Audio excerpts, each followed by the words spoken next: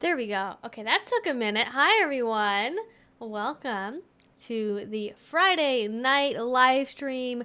We are here once again. We have the Banditti camera on. I am currently dog sitting, so there may be a bonus dog that walks by in front of the dog camera.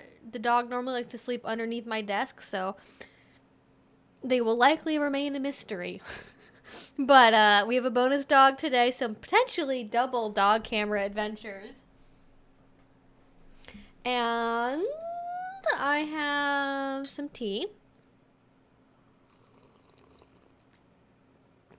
And it's delicious. And that's basically what's going on right now for me. How is everyone doing? How is everyone's Friday? Do we have plans going on? Are we doing anything for Veterans Day weekend? Last year for Veterans Day weekend, I went to a convention up in Seattle called Leather Rain, and I originally did not I thought I was maybe going to be going again this year, but they sold out really early, so I went to another convention in October instead, and I'm like happy to be home. I think the timing really worked out. I had some like family stuff happen, and like I think even if I had planned to go this weekend, it probably wouldn't have worked out. So I am here. We are here. It is Veterans Day in the good old USA. So a lot of people have the day off. Some people don't. Yes. The dog adventures have been interesting. I have not really been sleeping. It's like I feel like for some reason when the house goes from 2 to 3 animals, it goes from like manageable to like a miniature daycare with like pre-verbal toddlers, like real quick. Like it's like, stop eating each other's food. Why? Like, do you need to go to the bathroom? What do you like? It's just like no one wants to sleep or eat at the same time or go outside at the same time or do anything. So it's like it's a whole thing, but mostly fun, mostly good. Leather Rain sounds more like a Minneapolis con, not gonna lie. I mean, it does, but also Rain is sort of like, you know, Pacific Northwest, Seattle, the rain. Yeah. I mean, but also Midwest, very popular place. A lot of presenters are from the Midwest. I feel like the Great Lakes region, for some reason, is a popular destination that a lot of leather folk come from. I'm not really sure why that is, but it's out there. It's a thing.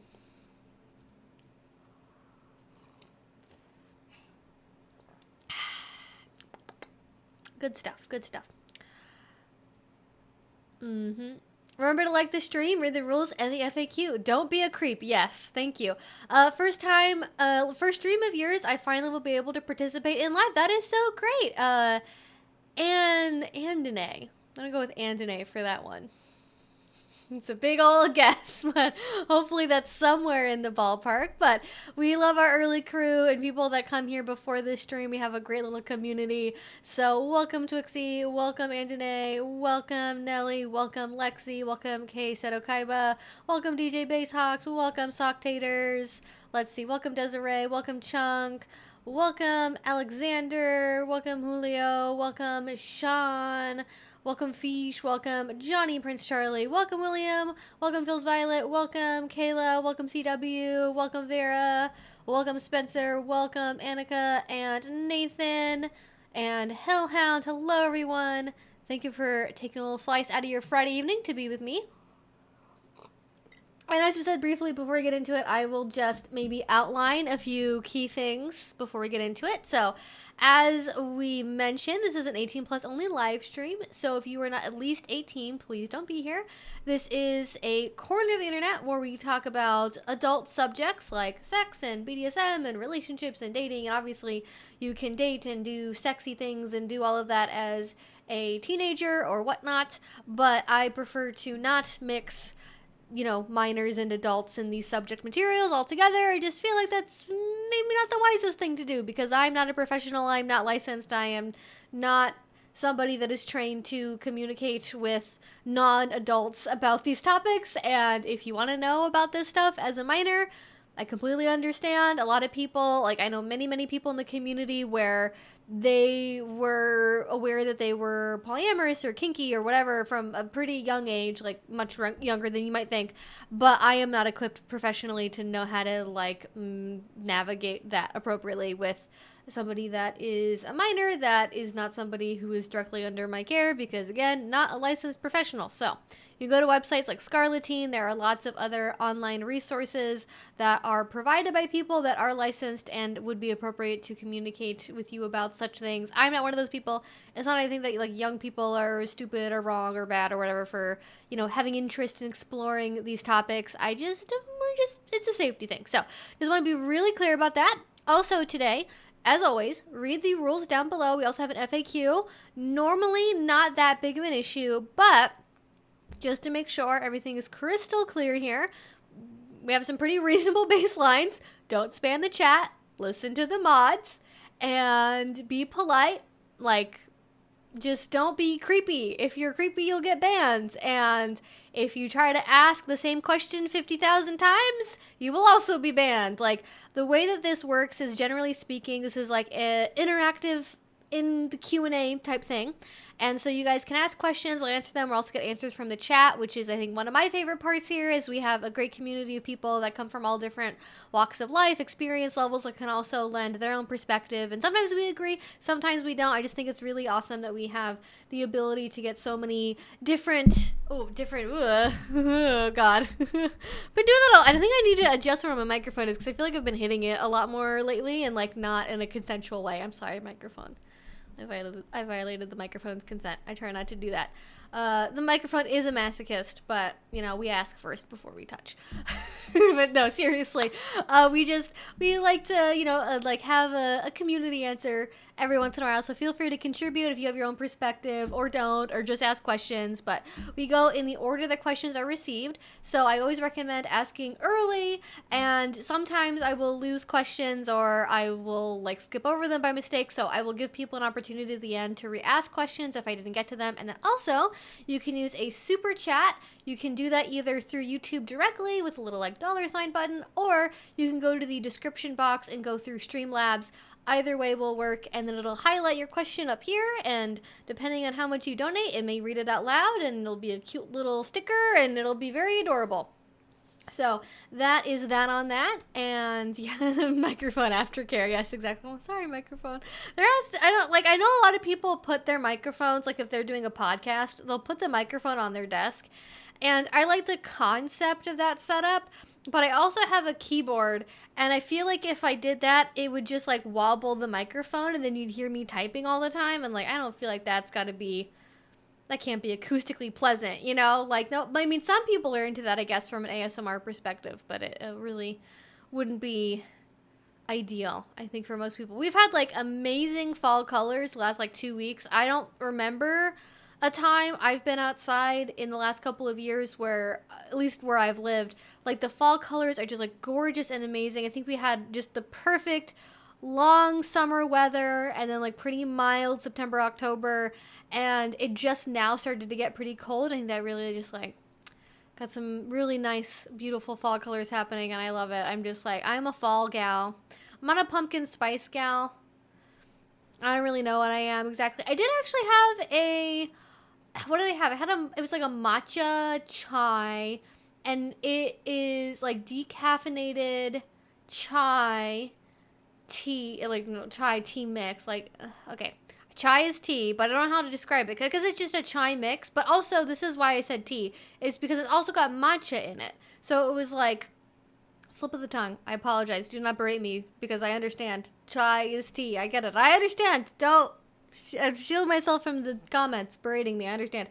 But it was called like chai matcha something, and I wasn't expecting to like it because I'm not normally a matcha person. I don't ever have it on its own, but it was this really wonderful, nutty, like nice spin on it. I'm much more of like a nutty flavor person than I am like a spice person, like hazelnut.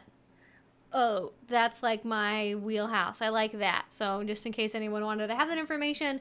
And then today I'm having ashwagandha something. Some mixed with it's some kind of mushroom tea. I don't know. Like it was described as like creamy vanilla on the package, and I was like, that sounds cool, and it doesn't have caffeine in it. Amazing. So that's what I went with, and it's great. I love it.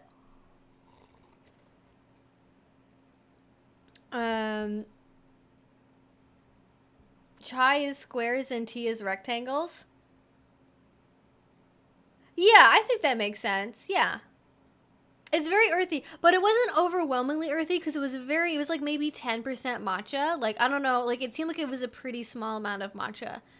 Like it had just a little bit of that earthy, nutty note that I thought was really good. I mean, I guess the nuttiness could have come from something else, but I don't know. All tea is gross except the sweet tea my mom makes. It is basically sugar water.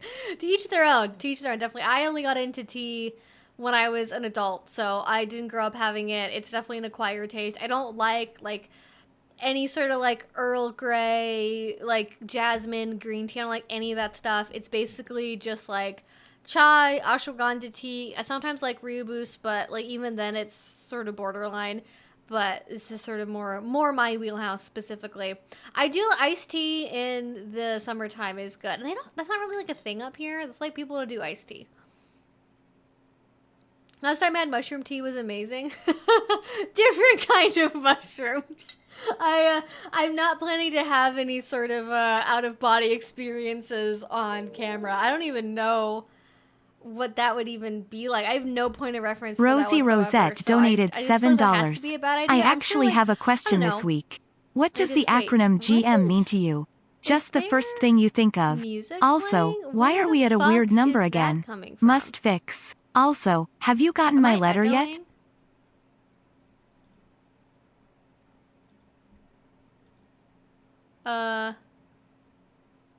Either I missed a super chat or something was echoing. What?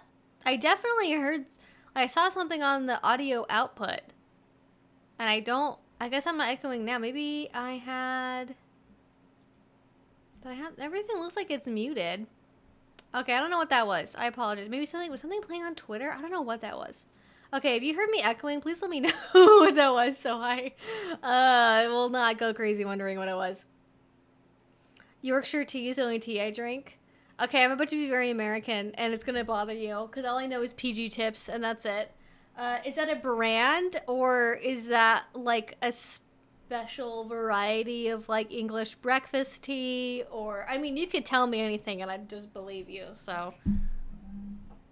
It was a super chat. Oh, crap. I did miss a super chat. I didn't see it pop up.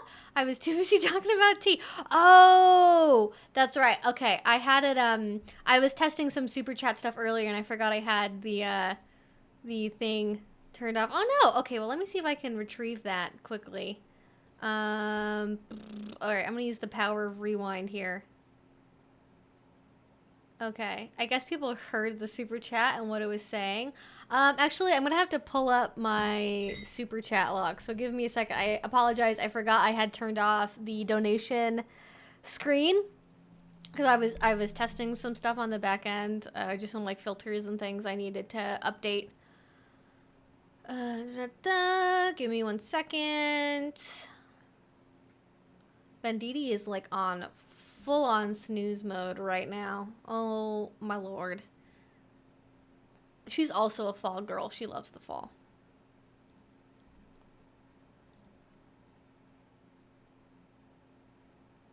Oh, here we go. Rosie Rosette, thank you. I actually have a question this week. What does the acronym GM mean to you? Just the first thing you think of. Also, why are we at a weird number again? Must fix. Also, have you gotten my letter yet? I have not stopped my P.O. box recently. I only really go when I know I'm expecting something. So I will have to go...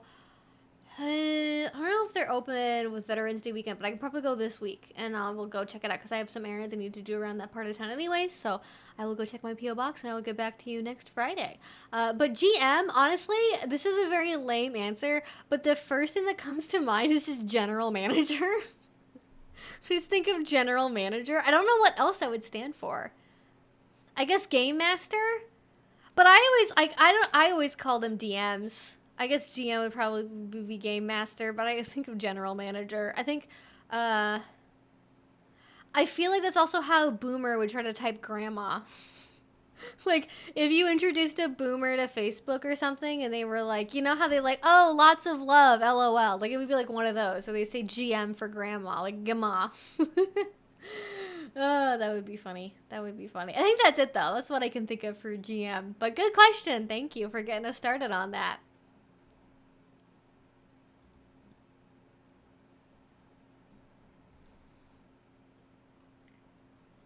All right, let's get to some other questions.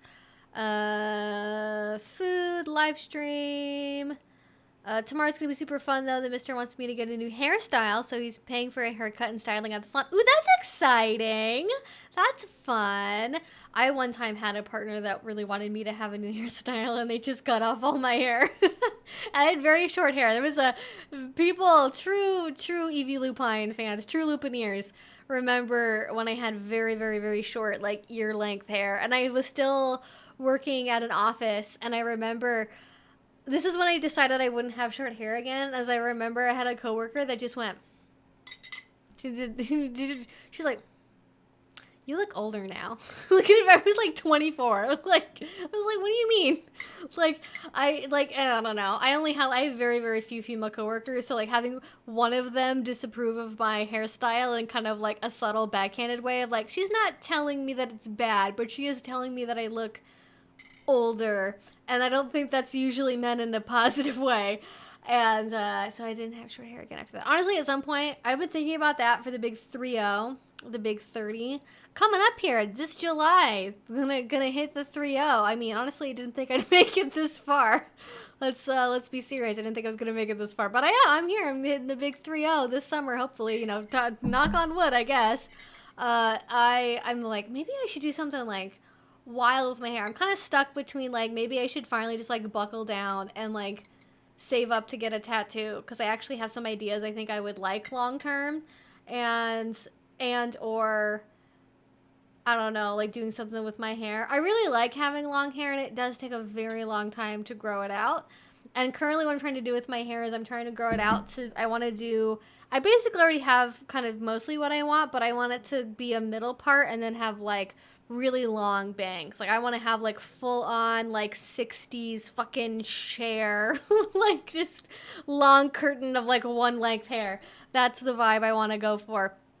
But I'm like, I know what, also I could just cut it all off. Could do one of the two options. Hard to say.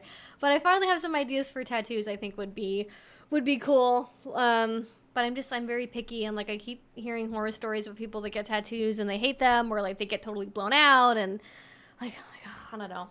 I think especially in today's age of like edited Instagram photos, it's like easier to make crappy tattoos look good, and so I'm like, how do I know I'm going to the right person?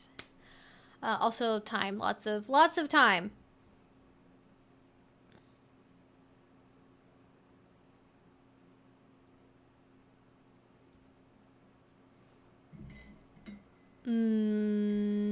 Haven't got a haircut since 2017. Wow, that is a long time. I definitely couldn't make it that long. I'm definitely like a twice a year haircut gal. Like, you know, I think probably cutting it more frequently would probably be better for my hair, but like I never get anything done. I just like trim the ends. That's it. And like I love my hairstylist. She does a great job, but I just I don't know. I only think about it very sparingly, but getting it styled would be fun. I just need to find someone that would be capable of actually styling my hair. That would be the challenge.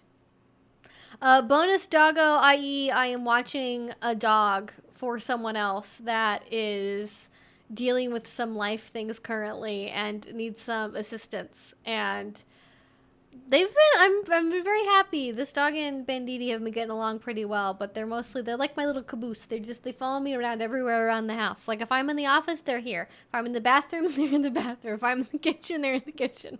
They're like, they won't leave me alone. The two of them together, just, it's like having an audience permanently all the time. Today there was torrential rain all day, and is my very recently ex-partner's birthday. This is hard. Oh, I'm so sorry to hear that, Vera. I know. It's, I feel like the last time I went through a really big breakup, it took me, I feel like, probably 4 months to get through the initial, like, big pain stage, and then it took a year and a half for it to like be a numb sort of pain, and like now it doesn't bother me too much, but it's definitely still there just when certain things come up. So I get you, it's hard, like especially if it was a recent breakup and it's, you know, it's literally the Alanis Morissette song where it's like rain on your wedding day. Oh my god, that was not at all like that song sounds, but I was trying to be silly. I don't know if that came across like the song that's all about irony that isn't actually ironic. That's, you know what? Every English teacher hates that song. It's like one of those old like 90s, like 2000s, like computer advertisements. Doctors hate this, but instead it's like English teachers hate this song. Click here to find out more.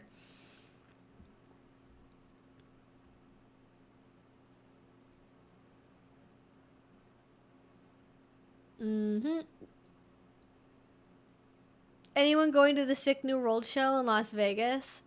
I don't know what that is. Is that like a kink thing? That sounds like it could be a kink thing. I don't know. I don't know though. Maybe it's not. Maybe it's just something I don't know about.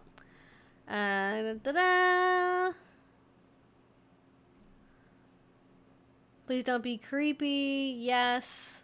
Always a good guideline. I love Halloween, LOL. It's considered October 41st in my house.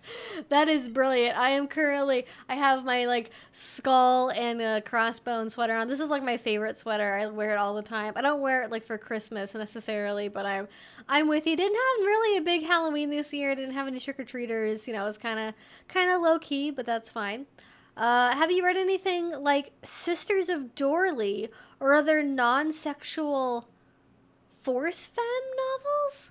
I'm assuming that's like forced femme, as in like sissification stuff.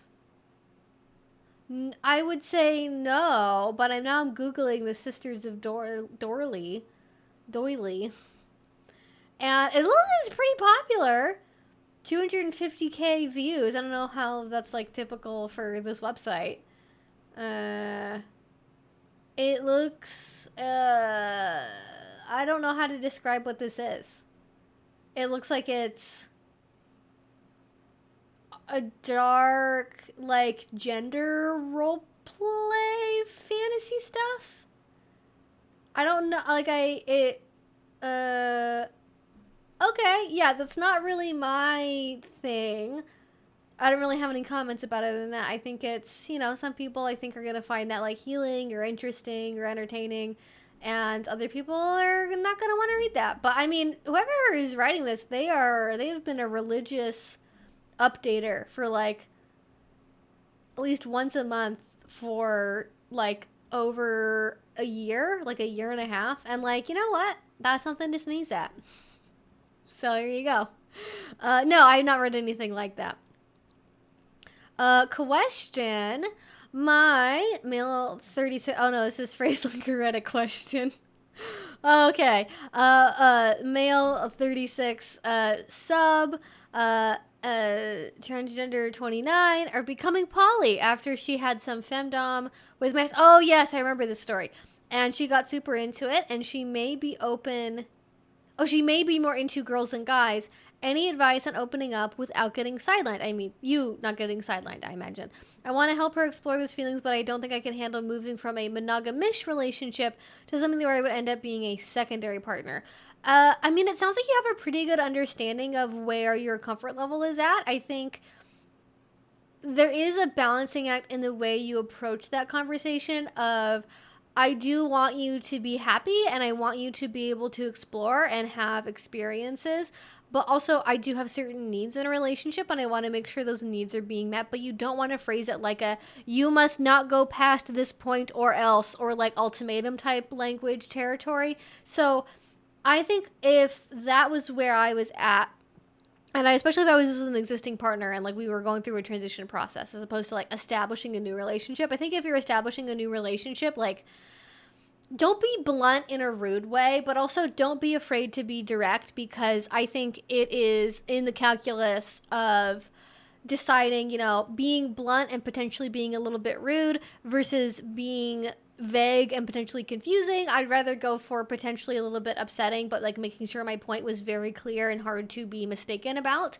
But with a person you're already in a relationship with, I think you do have to be a little bit more tactful with your language. I would probably say something like, initially really reaffirm that you want to help her explore this, that you're excited about this for her on her behalf, that you want her to be able to try stuff like this, and that you want to be on that journey with her if at all possible. So just like really affirm her and be like, I think it's really great that you're opening up to new experiences, and I hope that I get to be with you as you're exploring and going on this journey. And I think it's going to be really wonderful to see you explore more of what you want in life and find new happinesses. I just want to make sure that I'm also getting my own needs met in a relationship. And then this is what I'm worried about. Like, for example, I'm concerned that while you're having all of these amazing new adventures, I might be kind of forgotten about, and I don't want that to happen, and I'm sure you don't want that either. And then maybe put in some outlined expectations of this is what would help me feel reaffirmed in our relationship, even as you're going out there exploring, right? The way that a lot of polyamorous people handle this is having a set day of the week for a date night, or if you're long distance, having set days or times for Zoom calls, or playing a video game together long distance, or watching a movie together over Discord, whatever it is. Having time set aside where it's okay, no matter what we're doing, we always have this time we can look forward to reconnect, spend time together, and understanding that time is this isn't a unless you have nothing else going on. I think some people, they go, oh, well, I know we had something planned for Tuesday, but this one person I'm really into, they wanted to go out, and so I'm actually going to see them, and so I hope it's okay. And they kind of just, they just, they treat it as not as serious. So just make sure, if that's what you want to do, that you are being very clear of this is what I want to set up. I have this as a standing expectation, and that we're not going to plan other things that would interfere with this whenever possible. Obviously, life happens, power outages happen, cars break down, we have long days at work, things happen, but whenever possible, not double booking ourselves for that day and time. And then maybe also other communication expectations in terms of texting during the day, talking about dates, what are you comfortable hearing about, what are you not comfortable hearing about, when do you want to know about certain things, right? The way that some people handle this is, especially if they're long distance, there'll be a lot more. I don't know what your situation is, but I'm kind of trying to be broad. Especially if we're not living together, which I guess sort of counts as long distance, sort of in a way. In a non-living together relationship, when you obviously don't know your partner's comings and goings because they're not living with you, either people will just have sort of a, hey, whatever you do during the week when I'm not with you, don't worry about it. As long as we have time together, I don't really mind. As long as, if people are able to keep up their general rhythm of texting, sending photos, regular date nights, I don't really have any problem with whatever else is going on. They don't really want any details at all. They'd be comfortable hearing them maybe, but they're not really going to actively ask for them. Whereas other people, especially if they're people that live together, they want to know in advance, hey, maybe, a week in advance, 2 to 3 days in advance, maybe as soon as hey, I know this is kind of last minute, but on Saturday, I'm planning on going out with this person I matched with on OkCupid. This is kind of what you need to know about them. This is what our plan is, and then kind of going over, I'm not planning to go back to their house. I'm not planning to have sex. I wouldn't have sex until STI testing stuff happened, or barrier usage conversations, or whatever. Whatever those baseline expectations are. And obviously talking about that too, right? Because it's still, I don't know what the situation is here with kink versus sex, and what would be most likely to be on the table. But if sex is going to be on the table, right, then you got to set expectations about sex and barrier usage and different acts, and okay, is the expectations barriers all the time with everyone else? Is the expectation barriers until you get to know the person? Is it until you've gotten STI testing? Do you need to have STI testing results in before you have any kind of contact? What's going on here? And then ultimately, your partner is going to do what they're going to do, and you can only really control your own behavior at the end of the day. So if your partner really puts her foot down and is listen, I don't want to have to wait to get STI testing results before I sleep with anybody, And this is why I don't think that's a problem. You know, I'm going to use barriers, but like, I'm not going to, like, I don't want to have to like be monitored about it. Like, okay, then your decision is like, you can either choose to be like, hey, I really don't like that. And I'm not comfortable with it, so I'm not going to be comfortable having sex with you without barriers until you get testing done, until you see results, until like whatever parameters. So, you know, kind of more focus in on your own needs. But I guess kind of getting more back to the question of, you know, getting sidelined more than just like general polyamorous, you know, slush. The thing I think about is just like maintaining that communication line, understanding as well, and thinking longer term that especially when anything new is going on, it's very easy for the person to get caught up in that newness and you just get kind of lost in the sauce, so to speak. And you know, be going on dates all the time, be going on dating apps all the time. Like, I've definitely had partners where it's like we're hanging out and we're like on the couch together and they're like, and I'm like, what are you doing? And they're like, I can see, and they're like swiping on fucking Tinder. And I'm like, we literally have one day a week that we get to have dinner together and you're on Tinder right now. Or like I'll be in bed with them and they're literally just like swiping on Tinder and I'm like, are we for real? Like, but that's me though. I don't personally like that. Like my dating apps go on my computer. Like if at all possible, I will only use them on computers because I just like that separation between like my phone and like dating stuff. But that's me. So set up like barriers around like, hey, this is what I'm comfortable with, this is what I'm not. And as long as your partner, like understanding, as I was trying to get to, that your partner will like probably at some point get like really into like the dating thing and matching with people and like trying to get out there, and she may end up being very successful or may not be, and kind of either way you got to be prepared for that, because if she's super successful then like she might get kind of lost a little bit in dating other people and talking to people, and you got to kind of rely on the existing strength of your connection to understand that like, okay, this is going to come out in the wash. Like when this initial burst of excitement is over, like we will get back to a new normal. Or if she doesn't really have a lot of success and it's really draining, like you might end up needing to kind of comfort her and, you know, reassure her about how attractive she is or desirable she is. That's also a possibility. I think sometimes people only prepare for their partners to like be Don Juans or Don Juanitas, as it happens to be, and you know, just getting all of the people all of the time, and sometimes it doesn't happen and your partner is like, it's kind of crappy that I can't go on a date, and it kind of feels bad to you to hear that, because you're like, why? It kind of is a reminder of like, why am I not enough? Why don't they want to like, you know, do this thing with me?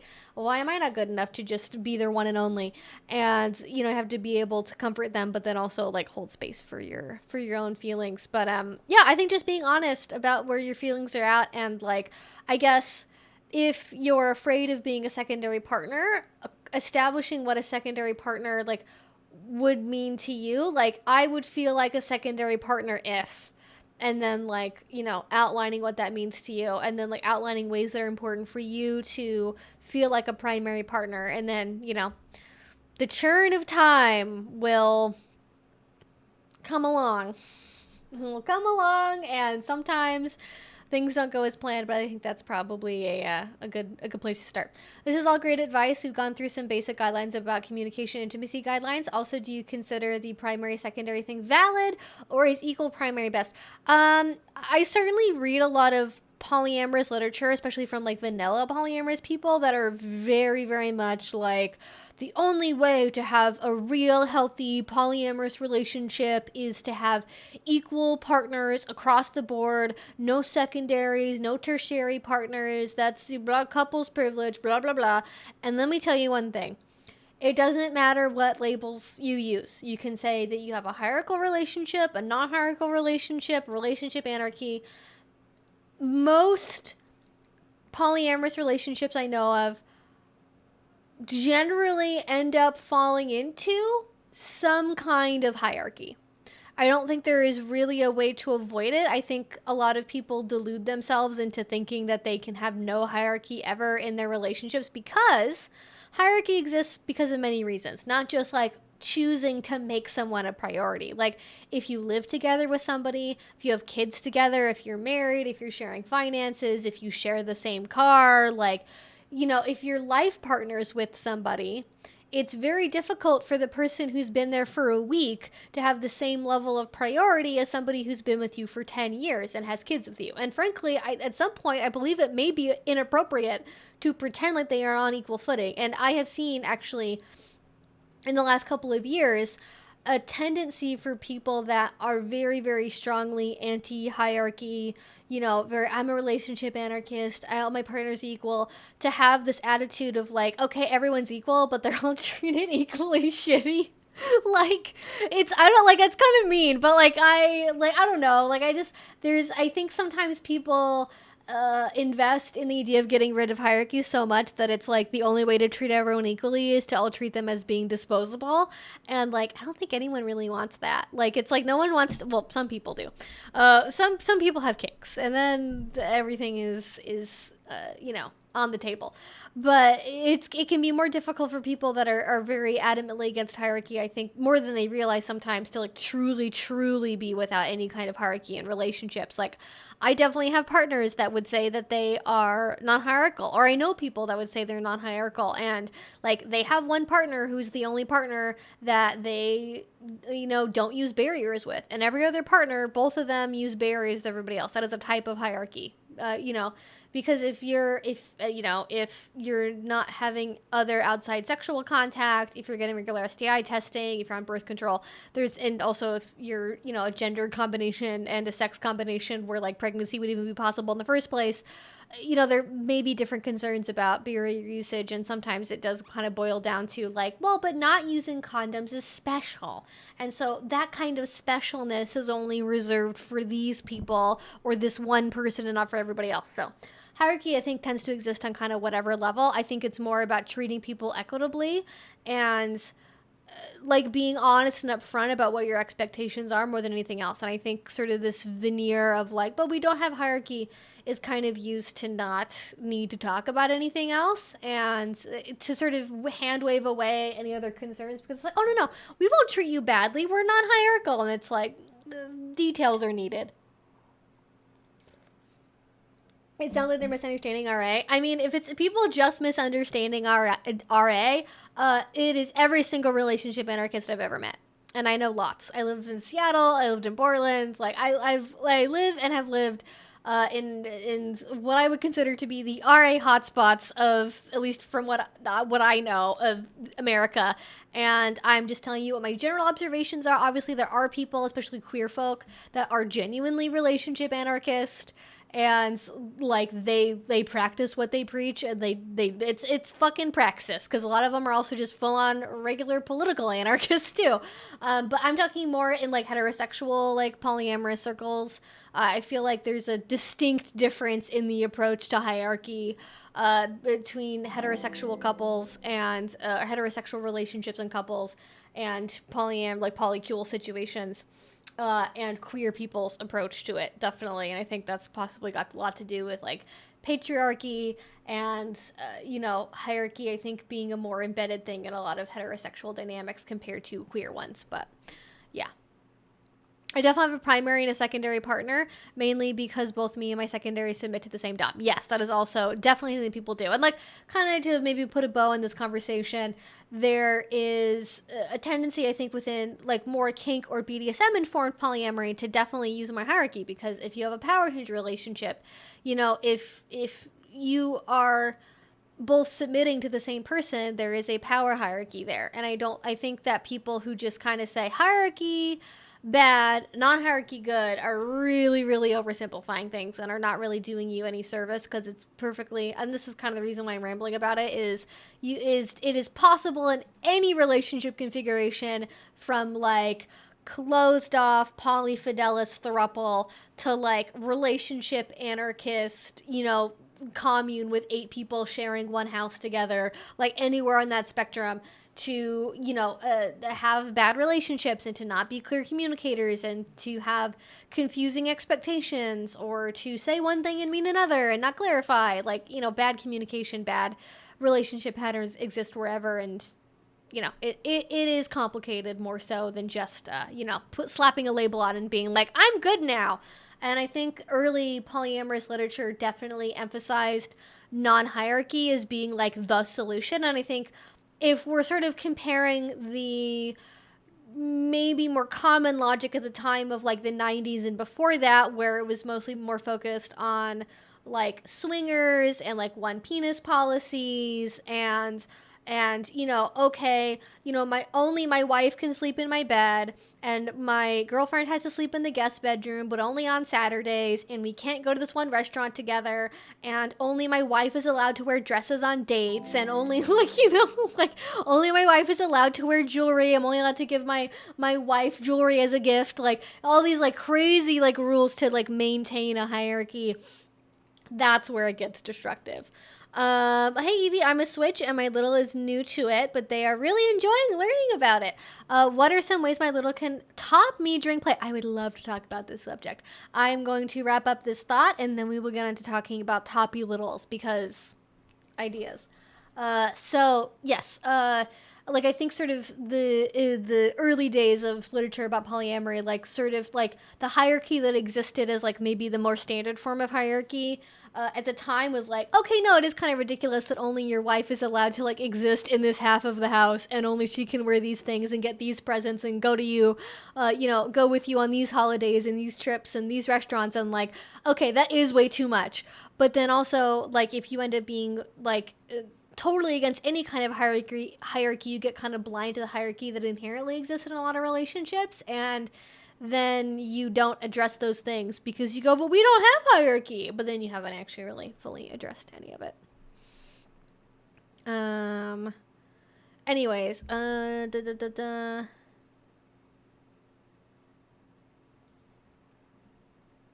Okay, I'm gonna scan really quickly for a follow-up, and then we will, let me just make sure I'm not gonna miss any other questions in case I scroll too far. Talking about tea.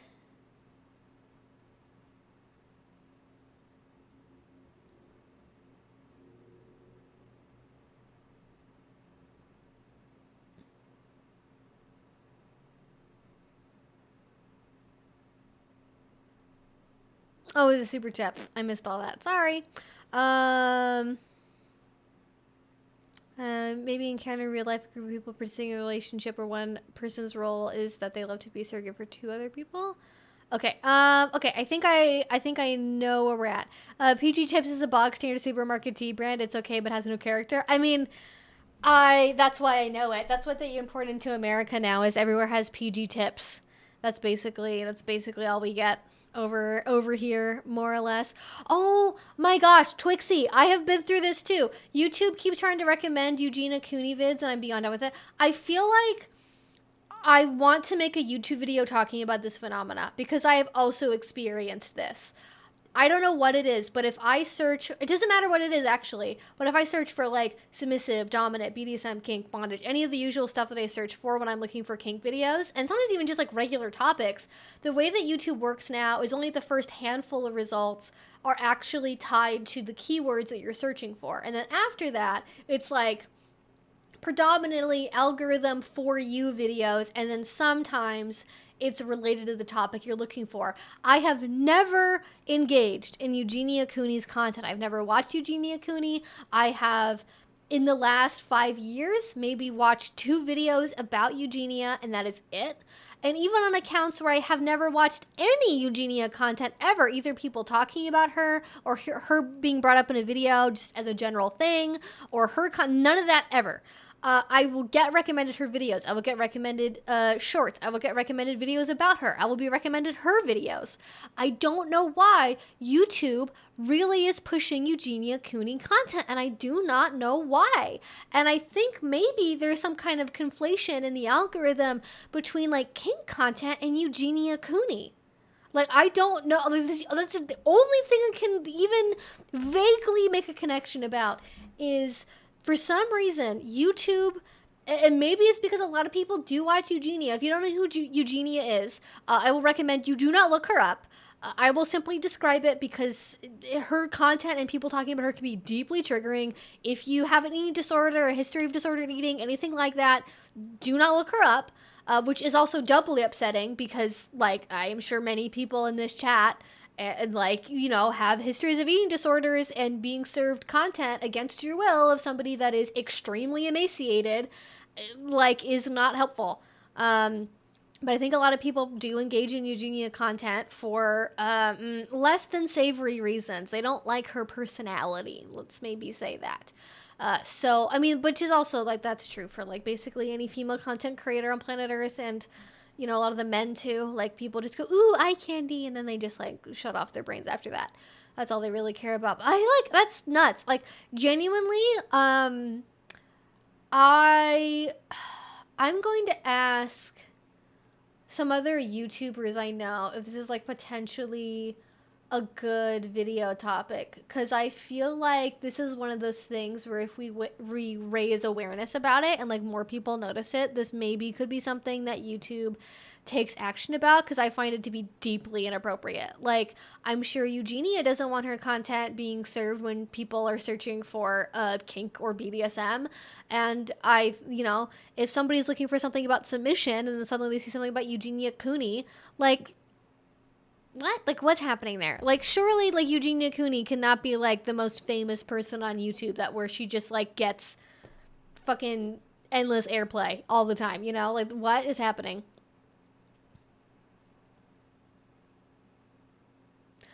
Oh, could be related to Herbs and Altars. I do really like Dorian's videos, so I guess it could be because I watched Dorian, but Dorian's only really talked about Eugenia like once or twice. So I mean, I guess it's just sort of like I really like I really like Dorian's like youth adventure content, I guess is what I will say, because I feel like we had very, very, like, opposite upbringings in terms of, like, what we did as teenagers, and I just like how the other half lives, I suppose. But if you guys haven't watched Of Herbs and Altars, Dorian is a fantastic storyteller, and just I really recommend his videos. They're so good and so entertaining. And if you want to hear about what it was like to be goth in the 90s in the UK in a small town, and you want to hear some adventures about that, is great videos. But, you know, occasionally, you know, topics related to EDs and things do come up. So, you know, that it needs to be said. Definitely a lot of misleading, yeah. Lots of misleading stuff. Anyways, let's talk about topping as a little. So I guess if you haven't seen it, I would recommend watching my video on princesses and dominant littles, because I have a lot of ideas in there. I think it's great. Okay, I'm assuming your little wants to top you as a little. Like, they're a little and a switch, but even when they're a switch, they're still little.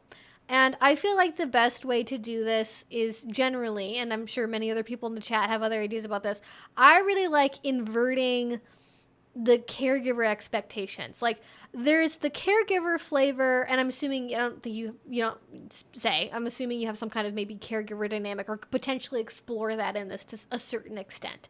Whether it's explicit or just an underlying inspiration, up to you. But I really like inverting those expectations, because there's like the one flavor of caregiver where like they're very much like in control, the authority, you know, they set your alarm clock, they put out your outfit for the day, they pack your lunch, they make your snacks, they, you know, your day is planned by them. They have a lot of authority over what you do, where you go, all of that stuff. Whereas I think there's another route you can go for if you want to have the little be the one who's doing the topping, where the little is actually the one who's kind of like running around in circles, right? Like sort of like the unstoppable whirlwind child, where it's like they're constantly like, no, but I want this. And like, you know, they're throwing hissy fits and tantrums, and they're slamming their fists on the table, and they're like, no, I don't want to. And they're flailing around, and they're like, you know, they're just doing whatever they want, and like they don't really care what you say. They're not doing their homework. They're ripping up the paper. They're throwing the book away. They're acting out in the way that a little kid would, right? And I think this generally is more of a power exchange thing than like a scene topping energy. But also, kids are fucked up. I don't know if you all remember this. Kids love weird make-believe, and like cops and robbers, right? Like there's like cops and robbers, there's Red Rover, there's all kinds of weird games that kids will spontaneously come up with to torture each other. Like I have a very distinct memory of when I was in school, the week that everyone discovered that rubber bands cause pain. And like people would go around to their friends and like they'd pull back the rubber band and snap it on them. And there are actually purpose-made BDSM toys you can get that are 3D printed, where somebody will actually, like, it's basically like a fancy like rubber band slingshot holder thing, and like there's like gummy bear slingshots as well that I've seen people use that are funny and fun that you can find. So you can kind of play around with like silly impact play toys, right? You could get like rubber bands, a rubber chicken. You know, you could even get like kids gloves, like literally like kids boxing gloves, or like mitts that a kid would wear for like baseball or horseback riding or something, you know, and then like they can mess around with that. I don't know exactly what age range your little generally plays with, if they have anything in specific, but you know, kids play messed up games, and like, you know, kids like to play doctor, and maybe your little wants to play being doctor, and it's like, all right, daddy, be on the table, and then they like handcuff you to the table, and they're like, all right, and they're gonna like tap around on you with this. They're gonna say like, does that hurt? Does that hurt? Does that hurt? Like, you know, like that kind of energy where it's like they're trying to see how far they can poke your buttons and see like, what do I do that gets a response? What do I do that gets a response here? And that can be fun to play around with for certain little. So it could be like playing doctor. It could be like, okay, I want to be the cop and you're the bad guy, and then again you get handcuffed and they're messing around with you and they're like interviewing you, and it's like, you know, it can be all kinds of fun things like that. So I would look at inspiration from like the sort of imagination games that children play and the roles they like to play, because kids like playing being in roles of authority. They like pretending to be the mommy or the cop or the teacher or the doctor, and so they can be a little role. They can be an adult role playing being a child, role playing being an adult. Which I think is very funny. Like it's a very layered, very complex, but I think that would be how I would do it. But I picked up some great latex exercise bands that would be great for full body rubber band snapping and for making floggers. True. Duck Duck Goose. Yes, Duck Duck Goose. Duck Duck Goose, but make it bondage. Like if you lose, you get tied to the chair. Like if you're too slow, you get tied to the chair. Or there's some other thing that's like similar to Duck Duck Goose, and that heads up 7-Up. Like Simon Says. You could do Simon Says, right? Like that, you know, they're Simon and they're gonna tell you to do stuff, and then if you mess up, they get to whack you with something. Or they get to, I don't know, stomp on your foot or something. Whatever makes sense, whatever floats your kink boat, but you know, that would be how I would play around with it. Yes, very similar energy to bratty doms. I would say, being not all littles who top are bratty, because it's not necessarily bratty for like a kid to do role play or like a little to do role play where they are pretending to be an authority figure, because they're just acting in that role, right? Like they're acting in the way that a doctor would, and it can be played serious, it can be played in a bratty way. It totally depends. I say this as like, you know, somebody who knows that a lot of littles do tend more towards the bratty side, though certainly not all. So yeah, you could definitely do something with that. Doesn't have to be bratty. The difference between like a bratty top or a bratty dom and like a little that's also a dom or also a top is like more of the flavor of the role play. Like you can be a bratty dom and be a sadist or a rope top or a service top. Like you'd be somebody who receives service. A little, like, you know, there's that little flavor running through all of it. But yeah, some little tops and doms are also brats, but not all of them. I used to play experiments as a kid. Yeah. We have a game in the UK called Peanuts where kids basically hurt each other until one safe words with the word peanuts. Oh yeah, yeah. We do it with like uncle. Yeah, yeah. And like uncle. Like yeah, just like do some like wrestling or whatever on the floor. Though be very aware if you're doing any kind of rough body play, wrestling, hair pulling, anything like that. That is very, very, very high risk. You know, we're adults here. We're not kids made out of rubber anymore. You know, people get hurt, people have injuries, so be careful if you were doing anything, you know, with any kind of rough body play or body manipulation. But also similar principle with like, you know, getting somebody to say uncle after eventually, you know, playing for long enough.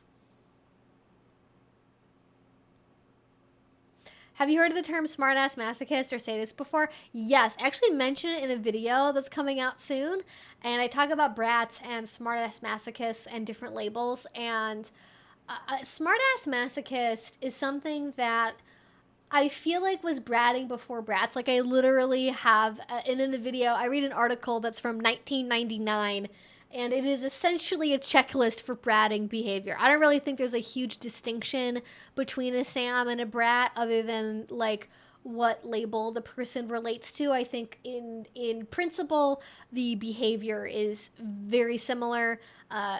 Maybe a Sam is less likely to be in a power hinge relationship than a brat is, but that I don't really think there's any meaningful difference in some huge way either.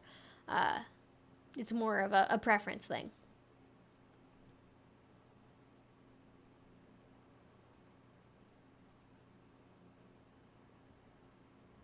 Do you have any favorite lesser known kinks?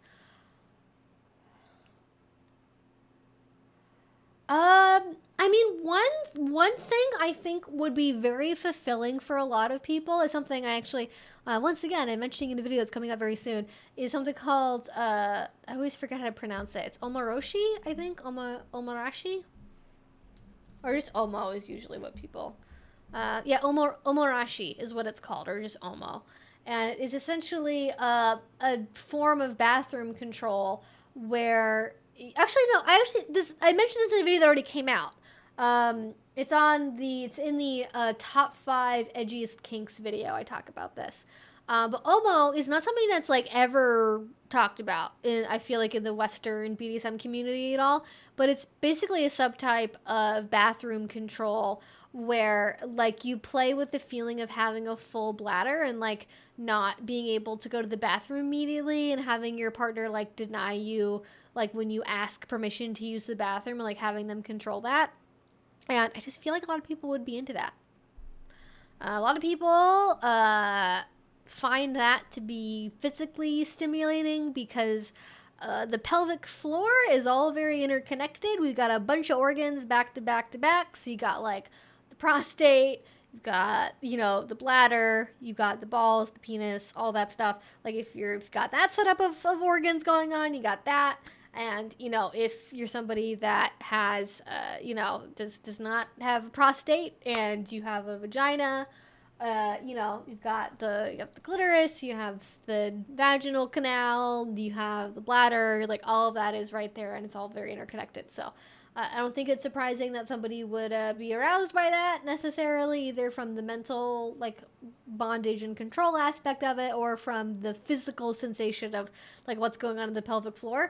But I think more people would probably be into that if like but I feel like it sounds too extreme. Like I think if you're describing it as like bathroom control, people are like, that sounds really edgy. But actually I don't think it's like that crazy. I don't think it's that out there.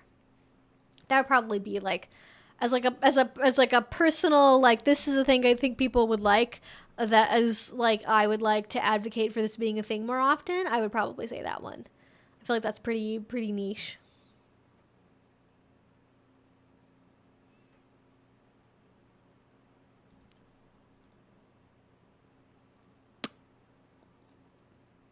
I don't know what I was doing there. Okay. Oh my gosh, already 7. Okay, let's answer some more questions. Thank you all so much for sharing your Friday night with me. This is great. Yes, thank you. I did find it, Rosie. You did find your super chat. I answered that a minute ago. I also think of general manager. Yeah. Question. Any tips or... Oh, no, wait. Okay, here we go. Wait, I already had the next question highlighted. My bad. I missed the tea talk to argue with this silly manosphere guy. Well, I was talking about, I have ashwagandha mushroom tea. It's great. Ashwagandha is great for mood support, supposedly. So, just putting it out there. To quote, ask a sub, Lamotrigine gang rise up. I don't take Lamotrigine. I just think that that's funny. It's a mood stabilizer for people who don't know what Lamotrigine is. I'm curious if you have maybe encountered in real life a group of people participating in a relationship where one person's role that they love is to be a surrogate for two other people. Okay, so I read this and I am struggling to decipher what this means. A surrogate for two other people. I guess there is the literal or like more common usage of surrogate in wider culture, which means like two people want to have a baby, but they use a surrogate instead, like a Kardashian, you know, they don't want to ruin their body, so they hire a poor woman from Mexico to like have the baby for them. Capitalism is great. Never have any problems with that whatsoever. So I don't know if what you mean is that. I feel like that would be a very difficult kink to execute on. There's a lot of paperwork involved in that. But I don't know what other use of like what else surrogate can mean in this. So I would love to answer your question, but I'm not sure I know. Like, okay, maybe I can just help myself here. What are there some other definitions of the word surrogate that maybe I can... A substitute, especially a person deputizing for another in a specific role or office. Oh, so I guess you could mean in the sense of like you're not their dom, but you're acting as like a constable for the dom. You've been deputized by the dom. You are now sheriff of this one cow town, and you are going to enforce the law. So yeah, I think the closest if we're going with that definition of like you are either taking punishment on somebody's behalf for them, right? Like sub breaks the rule, you step in and take the punishment for the dom on the sub's behalf, or you know, dom is out of town, at work, whatever, you are deputized to be the authority in the relationship while the dom is otherwise incapable or distracted or whatever. In either case, I think the closest I have seen to that is I knew somebody that was really into the idea of like being like the head director dom. Like they would give orders to like they'd be alpha dom, and then they'd have like worker bee doms, and then they'd tell their worker bee doms, hey, go flog that person, go tie that person up, go do this. And then those other doms would go dom those other people, but then they were like really the one who was in control. I would say that's probably the closest I've seen to a kink like that. I think certainly with the level of variety that exists within BDSM, there is a possibility for basically anything and everything to be a kink. So the short answer is yes. The longer answer is I don't have any examples I can give you of exactly a time where that's happened, but anything is possible. Anything is possible, and that is the beauty of things. I can only speak from my own personal experience. My partner and I are into omoroshi. It's an element of the power dynamic, like they need permission even for basic needs. It's a huge turn on. Yes. Yeah, that's a big thing for a lot of people.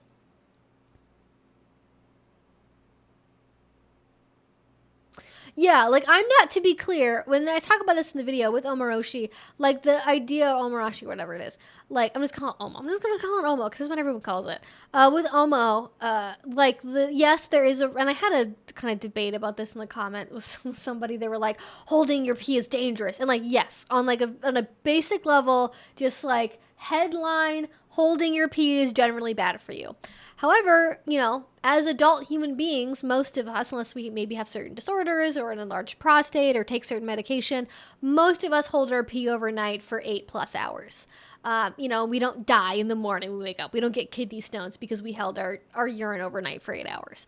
If you are sufficiently hydrated, you are not on any kind of medication where this would cause a potential issue, right? You don't have like a kidney disorder or some other kind of like urine processing issue or an endocrine, whatever issue, I don't know.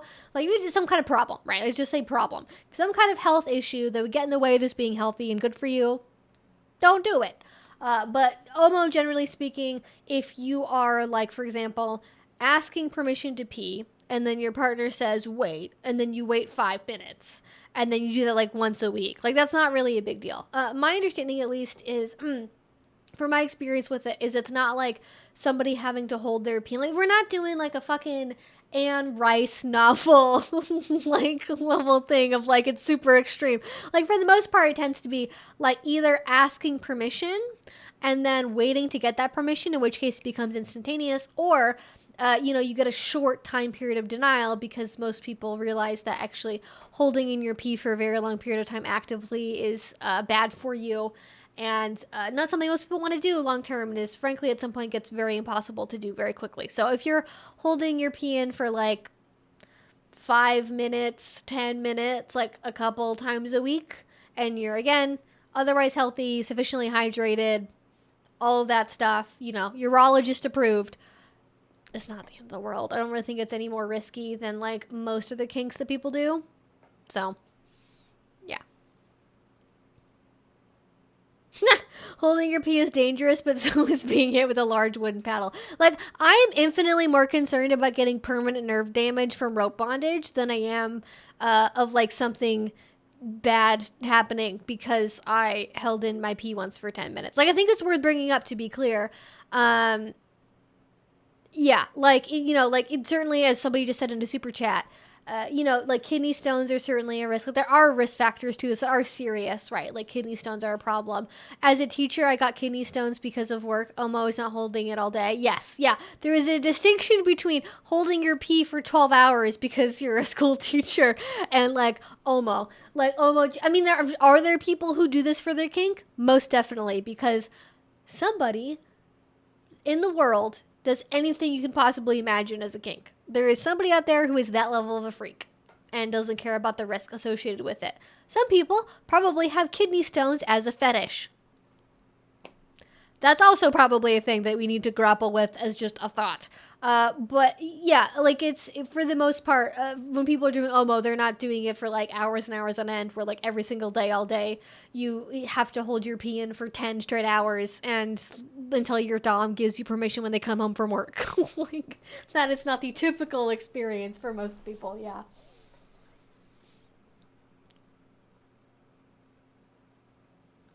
The extent of that we've ever done was me having to do some service even if I had to pee. Yeah, like generally it's kind of like more the flavor of it, right? Like it's like, oh, well, you need to pee, but then, you know, oh, well, you have to shine my boots first before you can go. Or you have to get me a glass of water first. Like, you think that sounds easy, but then the sound of the running water and the ice clinking in the glass, like it can, you know, a little bit of torture, a little bit of temporary torture.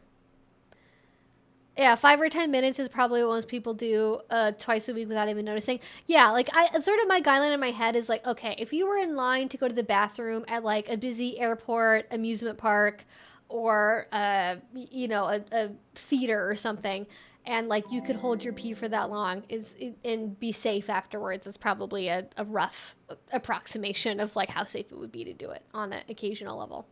Never thought of a kidney stone fetish? Well, listen, it's this is why I think this. It's medical, it's extremely painful, and it involves passing something through your body. A lot of people are aroused by one or all three of those things. There are people that are aroused by root canals, receiving and witnessing. So there are people that are absolutely aroused by kidney stones. So it's just like, does it make sense? Not really, but is it a thing? Also, yes. Absolutely is a thing. Kidney stones as a Rule 34 is horrifying. I'm sorry for cursing you all with this knowledge, but I'm gonna have to title this Kidney Stone Kinks and then just like see how many people take that seriously. Oh my god.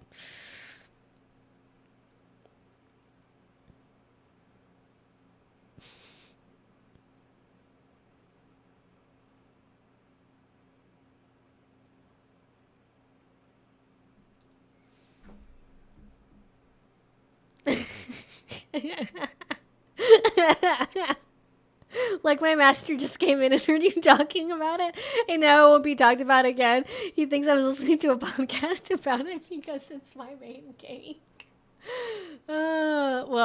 I'm sorry for misinforming your partner, but yeah. I mean, hey, if you have more to say about it, feel free to share.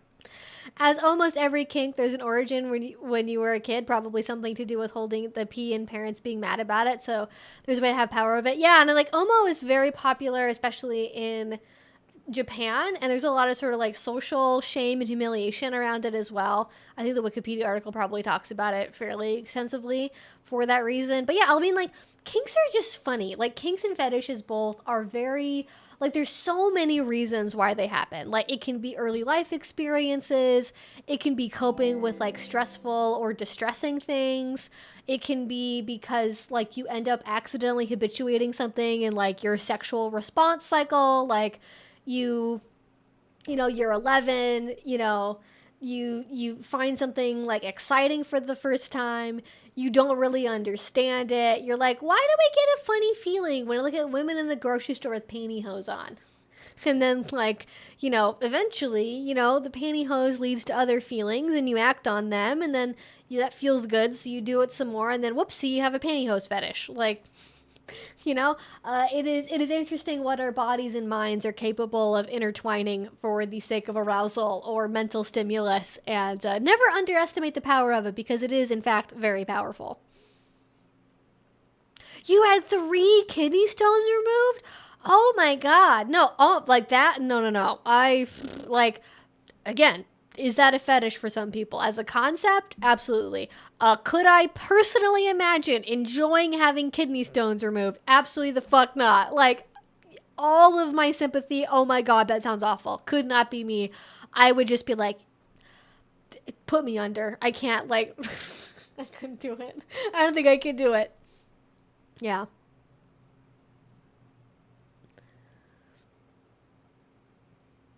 Is there a Friends episode where Joey gets kidney stones? I haven't watched enough Friends to know that.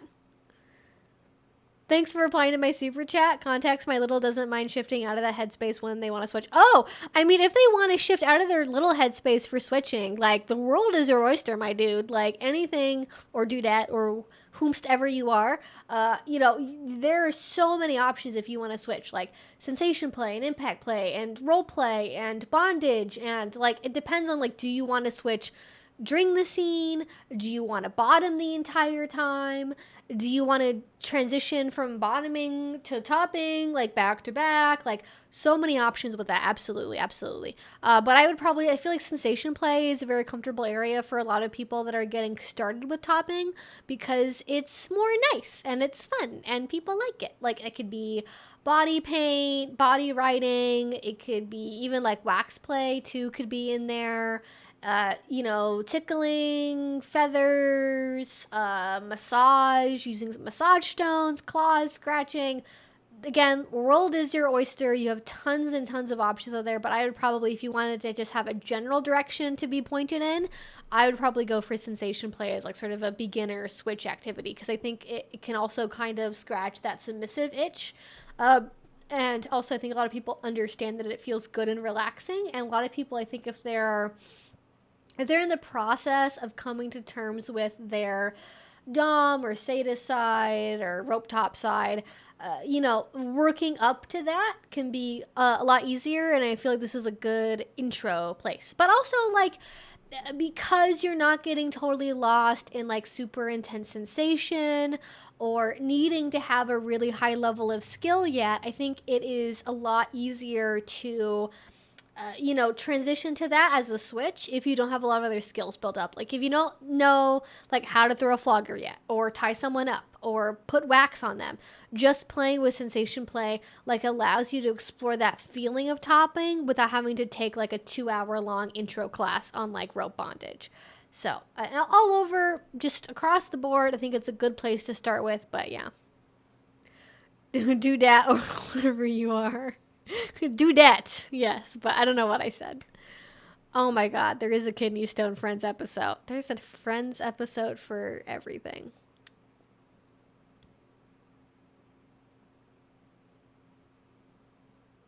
That is what I've heard about kidney stones, is they're supposedly way worse than childbirth. So not happy about that one. I let my sub tie me up and ride me. That could work for Little Space too. That was fun. Oh yeah, like pretending your partner is like a pony. Oh, that's perfect. I love that. It's pet play. It's little. It's switching. It's topping. It's everything. Yes, that is adorable. I love that. That is a great idea. My cat had kidney stones that were resolved with the proper diet. They showed up on X-rays. The stones literally disappeared. It was crazy. I don't even like. Okay, or Z-rays. I don't know what Z-rays are. Are we inventing new rays out there? Xenon rays? What's that? Just making shit up now. Just inventing all kinds of new technology. I don't even know about it. Interesting. The more you know about kidney stones. I'm glad your cat's doing better, because I feel like cats have a lot of urinary problems. Like, it's a thing. I know a lot of cats that have urinary issues, and it sucks. Not pro that at all. Yorkshire is a tea brand. It's English breakfast, like PG Tips. Okay. Did I at least pass because I said Yorkshire instead of Yorkshire? do I get a pass for that? Oh, yeah. Not even recommended. Actual push notifications. Oh, for the Eugenia Cooney videos? Wow. That I haven't even gotten that, but I also don't have I have some notifications that pop up on YouTube, but I don't really check them on the YouTube app. Like, I very rarely, but then I check them and I'm like, this never tells me anything I actually want to know.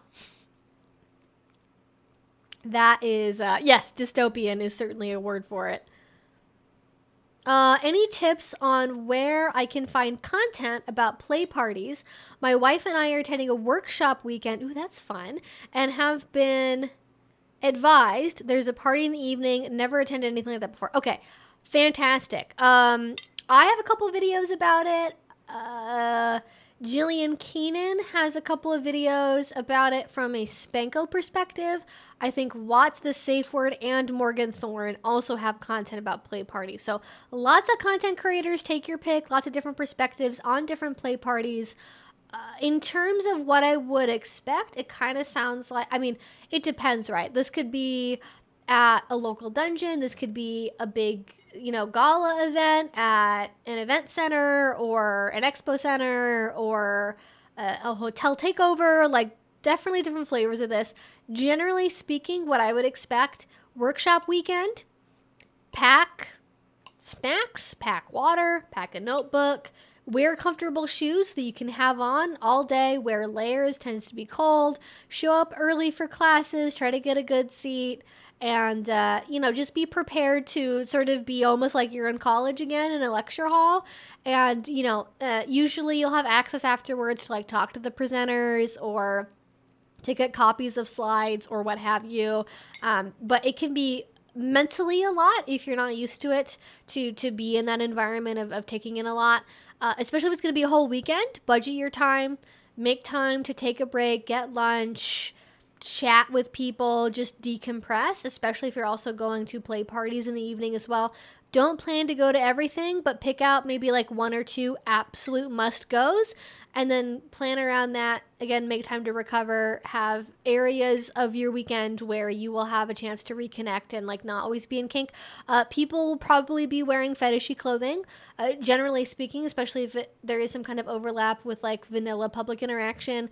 People should be, they don't always, but they should be dressed with all their bits covered up. But you're going to see schoolgirl outfits and onesies and pet stuff and bondage gear and harnesses and collars and tutus and all and all kinds of stuff, all different levels of bits and bobs showing around. So be prepared for that. And then the parties in the evening really depends on the crowd. It really depends on the crowd, what you're going to see there. I've been to weekend events where everything ends up being all rope bondage, all bondage stuff. Other weekends it ends up being like a ton of edge play, lots of blood, lots of medical stuff, lots of whips, lots of very, very intense, very long, intentional scenes. Other places, it's been a lot of lighthearted, silly stuff, lots of, more role play scenes, lots of giggling, lots of laughter. Could be little stuff, pet stuff. It's hard to know what to expect without knowing exactly what workshop weekend this is or what it's associated with, but you know, be prepared for that. I would say it's not typical, for example, for people to cruise or to like approach you and be like, hey baby, what's going on? Like, I've never really had that happen to me before. People may approach you in a friendly way and like want to get to know you. But especially if you're going with your wife together as a couple, it would be pretty unlikely for anyone to be like, hey, want to go back to my hotel room? And also, if there are socials, if there are any kind of like meetups, mixers, tea, cocktail hour type things, take advantage of that, go to that. Those are my favorite parts currently of a lot of events, is those social hours, because they are sorely needed.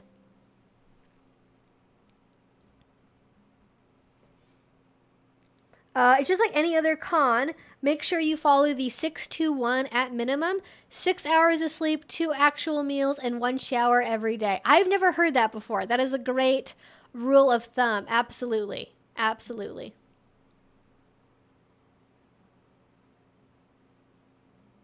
Do you think there's a difference between the free YouTube algorithm and the YouTube premium algorithm? I see the same people, the same trends and problems most people seem to. I don't think there is, honestly. I don't even know how YouTube would manage that outside of what's already personalized for people. I think, the best you're going to get from YouTube Premium is not seeing advertisements. And I don't really think there's any other benefit to it. The one thing I could think of is like maybe if you have somebody who has not just subscribers turned on, but like a membership program, there may be some kind of algorithm boost if you are a member to a channel and you're paying for a membership. I imagine that might make it more likely for somebody to pop up like higher up on a feed or recommended videos or notifications. Like, I don't know, I can't really say for sure, but I think that is potentially a possibility for sure. Is that would be a difference. But I don't think that would really change the algorithm itself necessarily. But honestly, like, anything's possible. Like, YouTube is really a black box when it comes to how they operate, and your guess is as good as mine. I can tell you from the back end, for me, as somebody who has a YouTube account with premium on one and not the other, I don't really see a big difference in terms of like recommended videos or anything. Generally, if you have an account with like less data on it, like if you don't subscribe to a lot of channels, if you don't watch a ton of videos on a regular basis, your homepage is much more likely to be lowest common denominator. Like right now, just as like a fun little exercise, I'm going to go to the YouTube homepage in an incognito tab when I'm not logged into anything, and oh god, we're in light mode. Heaven help me. And the videos I get by default on the homepage are backyard football moments, dumbest fails of the week, a Kurzgesagt video that says 4.5 billion years in 1 hour, all of history. There is a sponsored video. Actually, I don't think I've seen this before. There is a sponsored video advertisement. It says, download Google Chrome Enterprise for simple IT management. They definitely know where my bread's buttered. A life of a Nintendo Switch.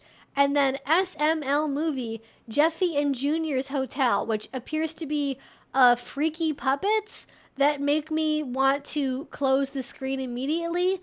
And the Nintendo Switch has sort of like annoying orange vibes to it. Like, it's got like a human face on the Switch, and that's also freaking me out. And then it has a bunch of shorts, and there's like an acting award with like, it's a kid's costume where he's like pretending to be an alien. And then there's like some AI generated, there's an AI generated slideshow of palm-sized kittens that's in Arabic that has 105 million views. 105 million views. And it's a slideshow of AI generated kittens that are the size of somebody's thumb. I am in the wrong fucking business, Jesus Christ. And then there's a video for some new Mercedes, like, concept product. There's, like, another football thing. God, people love football. Trailer for Inside Out 2. Avatar The Last Airbender trailer. Minecraft video. My daughter's 24-hour trampoline park challenge. I made the oceans hotter than the sun.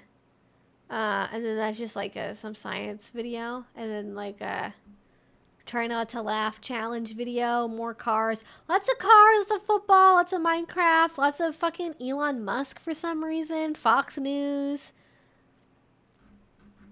Football is like the main fucking thing though. Lots of football. It's like I don't know why I wasn't expecting that to be the lowest common denominator where like that was the most common thing, but lo and behold, backyard football. It's popping on the YouTube homepage, I guess.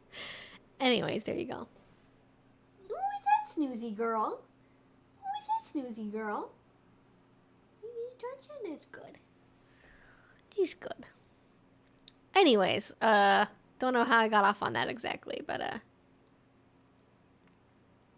what an acid trip those videos sound like. They would certainly numb your brain for a period of time, that is for sure. Oh, yeah, I guess it also could be genital mutilation. Like, could also be a GM. Hopefully not too often, but I have also seen that in literature about, like FGM, I've certainly seen. Yeah.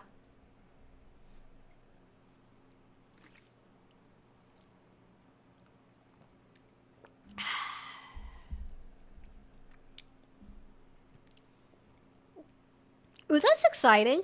I unfortunately don't have much planned for this weekend, kinky or not, but I got to do some rope stuff with a partner last night or yesterday. That is awesome. Have fun, or hope you had fun. Sounds like a good time.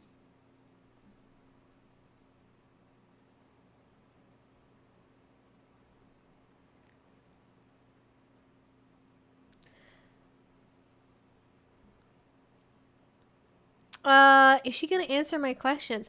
I don't see any questions from your account.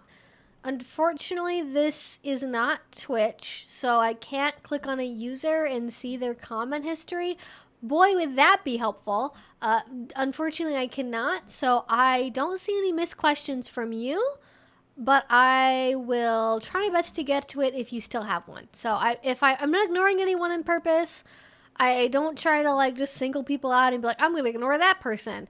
I try to get to everyone when I can, but sometimes I do miss things. I am, in fact, a human being, as it turns out. And YouTube does not have as many tools as I would like to have for highlighting questions. Unfortunately, I do not have that technology at my disposal. But one day, maybe I will.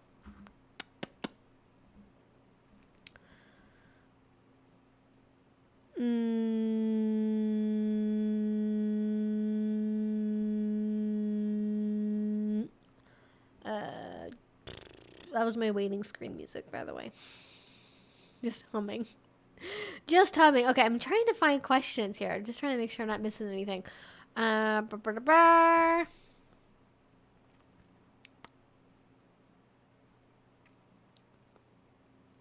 It's not just kink content. I have the same thing happen in my search when I look up food videos or even astrology. Wow. That's wild. I don't follow trendy drama YouTuber stuff. I mean, that's probably for the best. That is probably for the best. I don't even know how I learned about this originally. It just kind of has been implanted in my brain.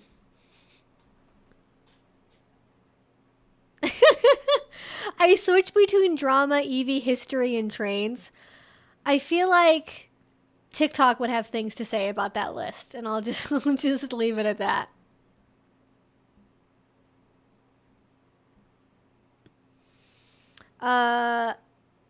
They said they are happy to be patronizing versus aggressive. They are happy to maybe get out of the dynamic a little too top. Ah, I see. Okay, patronizing. Oh, that's fun to play with. Yeah. I totally get that.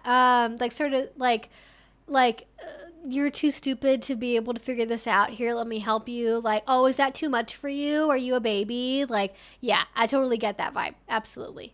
I mean, I think like that you can kind of apply that flavor to basically anything from like impact play, humiliation, even bondage too, to a certain extent.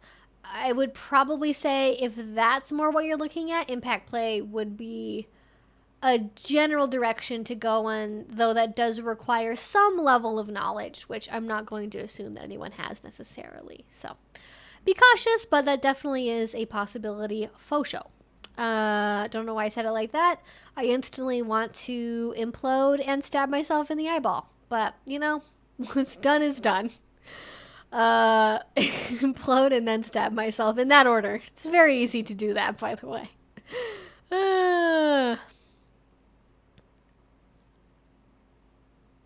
Kids can be so sadistic and it can be kind of scary. That's true. They don't have boundaries yet. That's why. We're talking about the Peanuts game. Smartass masochist.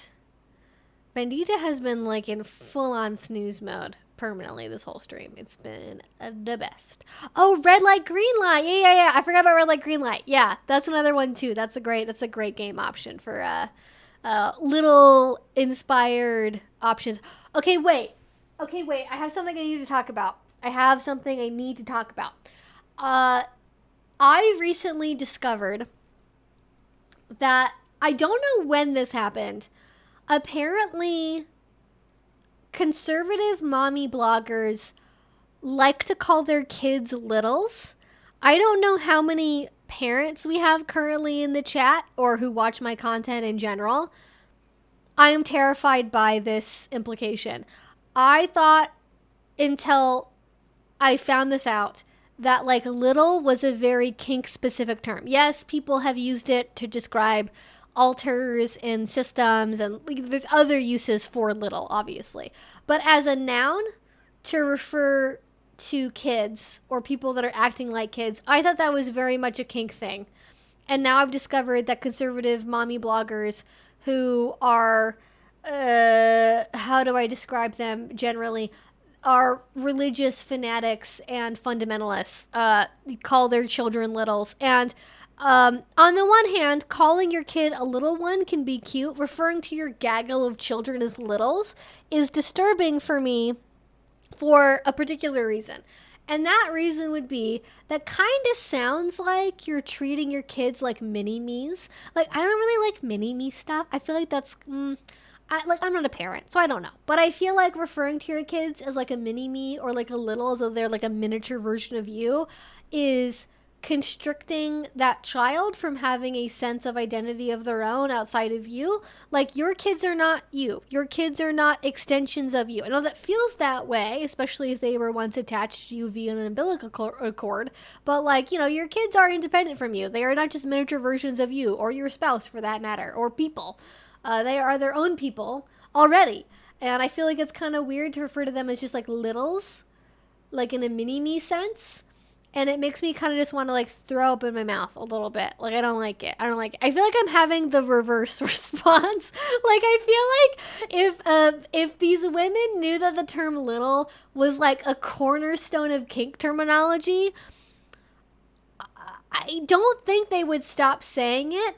I think they would start a campaign against kinky people, but I feel like they would have the same reaction of disgust that I have when I hear about adults calling their children littles, because they're like, oh my god, they call each other littles? I call my daughter my little. Like, I'm like, I don't remember that ever being a thing. Like, maybe I missed it, but when I was growing up, I never heard any parent say this. This was not a term that people used. The only time I ever really heard about it outside of like a kink context is maybe like a sorority thing. But even that's like adults, you know? Like, you're in college, you're an adult, but you're still called I just feel like that's weird. Maybe I'm like overreaching. Maybe that's not really my place, but I feel like it is kind of weird. Should the children follow me, my clones? Oh my god, yeah. I could see that. I mean, they probably see it as a shortcut for little ones, but weird. I also just feel like kind of like little ones for actual children is a little bit of a strange term. Fundy approaches to parenting. Oh shit, it went off screen. And for lots and lots of parents, children are very, very much an extension of them and their desires and wants. I mean, child beauty pageants are a thing. Yes. Yeah. As a childcare provider, this is funny to me. I'm glad it's entertaining. Little one for 3 and under is cute. I mean, yeah, little one, I don't really have a problem with. Littles, like collectively referring to your children as littles, or like my little today did something, like specifically referring to them in the singular as like my little. Like you have 1 2-year-old and they're a little and you say little, or referring to all of your children collectively as littles. I'm like, there's so many other terms. Kink community, we have one term. We have one thing. Please don't take away our thing. Please don't make this weird. It's already weird. Like daddy and mommy already weird. I feel like little used to be very defensible because like no one else was saying it that mattered, at least like in a big enough population. But now it's like, oh no, the conservative parents are using it. Oh, we're fucked. We're screwed. We're screwed.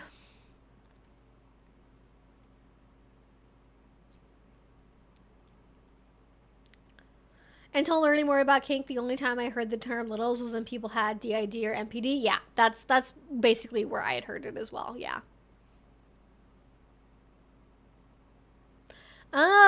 Songs for littles, aka Miss Rachel, is a very popular thing for toddlers to watch. It wouldn't surprise me if that has popularized the term. That could potentially be a source. They probably don't even know it's a kink term. I mean, they don't yet. But now I'm worried that they're going to be looking for videos for littles on youtube.com and they're gonna see my videos or somebody else's videos talking about littles and ABDL or whatever, and they're gonna have a panic attack and they're gonna try to nuke us off the platform because, oh my god, the perverts, the deviants, they're corrupting the youth with their disgusting depravity. Remove it immediately, YouTube, or I will revoke my funding. You will be hearing from my husband who has $1 billion company. Like, that's what I'm worried about. That is what I'm worried about.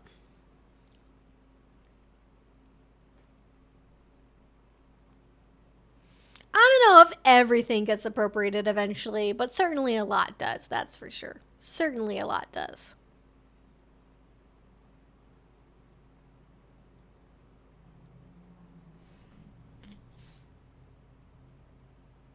Funny's approach to parenting tended to construct the identities and independence of children. That is definitely true. Conservative parents are the perpetrators of the idea that kids are property and not people. Why is any of this surprising? I mean, it's not that it's surprising. I guess I just didn't expect them to use that particular term. Like, I thought mini-me was already pretty solidified. I thought we were going to just stick with that one, but now we have a new word.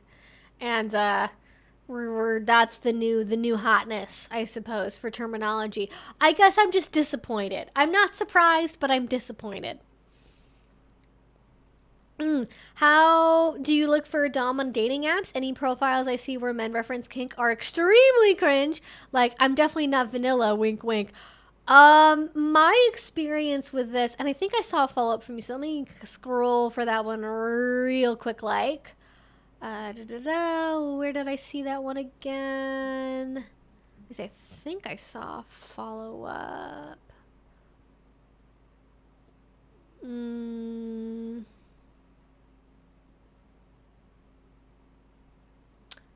Okay, maybe I missed it. I thought I saw something that was a follow up. Maybe it was to something else. But anyways, to dating apps. I think it really depends on what dating app you're on. My experience is having had very, very brief usage or knowledge of these apps. I was very briefly on Hinge and Bumble, instantly got off of it. Definitely not my type of people on there, at least where I live. They tend to be very dominated by like traditional conservative people, aka very much not kinky. Tinder, I've not tried, but from my understanding of it, because it is very, very widely used and talked about, is it tends to be more casual dating, hookup, sex-focused type dating. Like, yes, could actually be like for realsies, like long-term intentional dating, but also tends to be more sex-forward, I feel like, compared to some of the other options out there. And I think that tends to have more of a reputation of the sort of like, I'm not vanilla in the bedroom, you know, that kind of mentality, and not really necessarily like serious capital D dominance. The best one I have found has been Field, and that's FEELD. I find Field to be a really good app for finding people on. I think if you live maybe somewhere more rural or remote, it's probably not going to be as good of an option for you because I don't think it's as popular. But certainly if you were along the coast, if you're in a big city, if you're in New York, LA, Seattle, London, lots of options on there, and people tend to be much more explicit about their kink. You will definitely still see people on there that are like, I like to be I'm dominant. And then, but like you can tell by reading their profile that what they mean by I'm dominant is they like to choke people randomly in bed. So you definitely get that still. But there's also people on there that are like, I'm in the lifestyle. I've been doing BDSM for 10 years and I'm looking for a DS relationship. Like people that are very obviously explicitly looking for a BDSM relationship. I would say second best after that would be OkCupid. OkCupid tends to skew more like younger millennials. And then like up from there. So I would say like probably 25 and up would be more the age range of OkCupid, and generally more like mid 30s. I really like it because it's more profile focused and text focused over just pictures. The app is definitely more swipe based these days for sure, but I really like it because it does more emphasize the profile and the text, and you can be open on there about kink and about polyamory, open relationships, that kind of thing, more so than like Hinge or Bumble. It's not quite as conservative. I think the algorithm on there does a pretty good job with match percentages. I am not sure how Tinder and other apps work as far as their algorithm. They seem to require a lot more training and rely much more on aesthetic values than like values, which I'm not really sure that cultivates good results for people, is what I will say.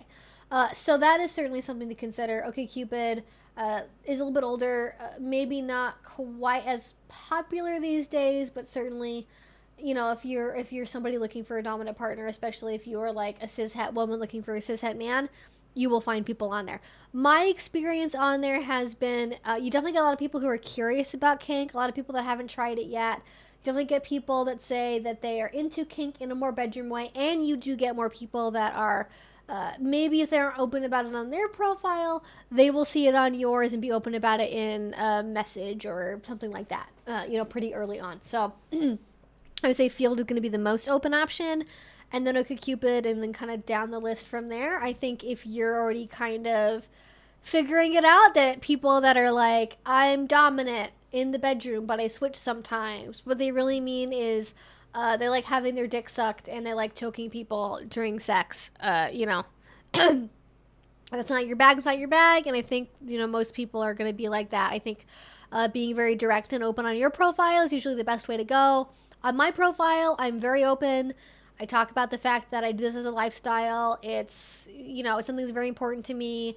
It's not a requirement for all of my relationships, but it is something that, I do have in my life. And so you do have to be comfortable with it. Like if you're kink averse, this is not going to work out. So, and I find that to be generally good for weeding out people. And then like, usually I can tell within the first couple of messages or conversations whether or not something is gonna work with somebody. Yeah.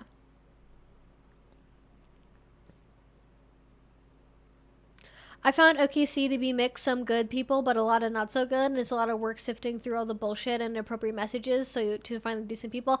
I basically don't ever go to messages unless I match with somebody that I like. Like, this is my technique for making OkCupid work for me, and I don't sort through. I don't think I've ever gotten an inappropriate message on OkCupid, and I've been on that app for like 8 years. I've never gotten somebody, well, that I've seen at least. Because certainly there are probably people that I have a very, very low match percentage with that have been like, hey, baby, what up? But I don't see them because I don't match with them. So I only go to the match percent section of OkCupid. I use it on desktop, so I don't know what it's like on the app. But if I'm on OkCupid, I go directly to match percentage. And then if it gets anywhere below 90%, I stop matching. I think the threshold I really noticed for successful dates is about 90%, depending on how many questions somebody has asked or answered. If somebody has like 5 questions answered and they're a 99% match, that means something very different than like 300 questions. So that's really what I look at. It's certainly not for everybody. All this is also very local as well, like depending on just who's in your area, who uses different apps. So there are general trends because of marketing, what people will use which app, but it does vary. Mm-hmm.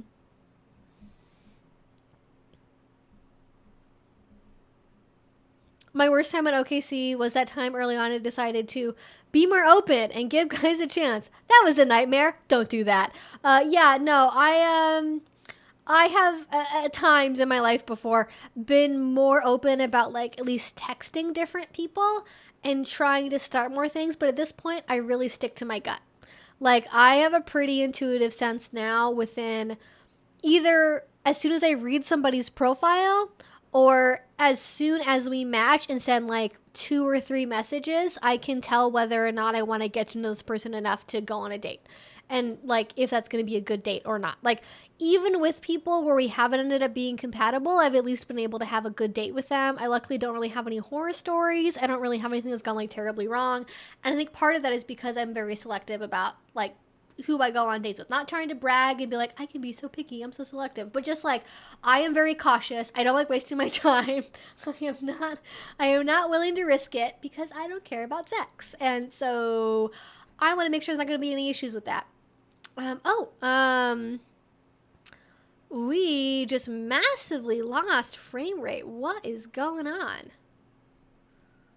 We were doing so well, YouTube. We were keeping it together. What is going on?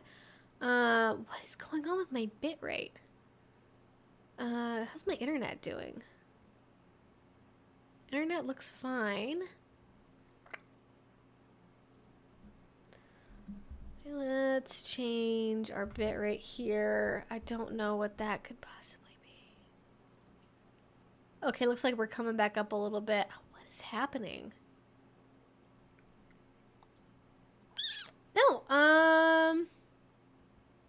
well, Restream and OBS seem to think we're doing okay, but YouTube's not happy. Error. YouTube is not receiving enough video to maintain smooth streaming.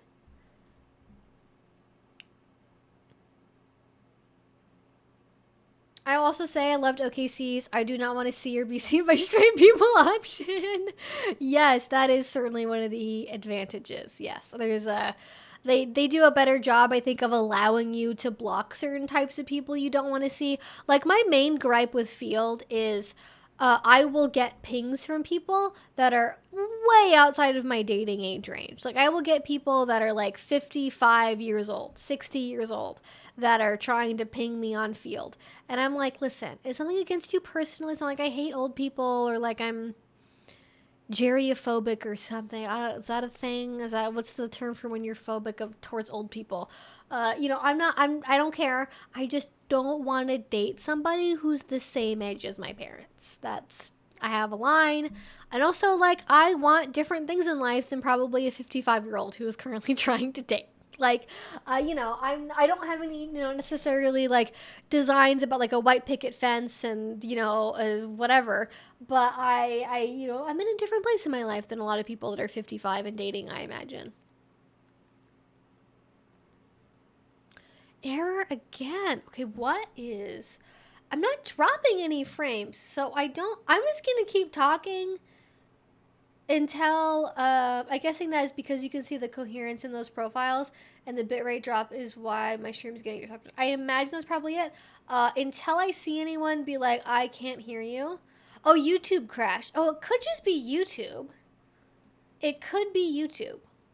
That is distinctly a possibility. Is there another, like, person's stream I can, like, check real quick? Who else is streaming right now that I can, spy on?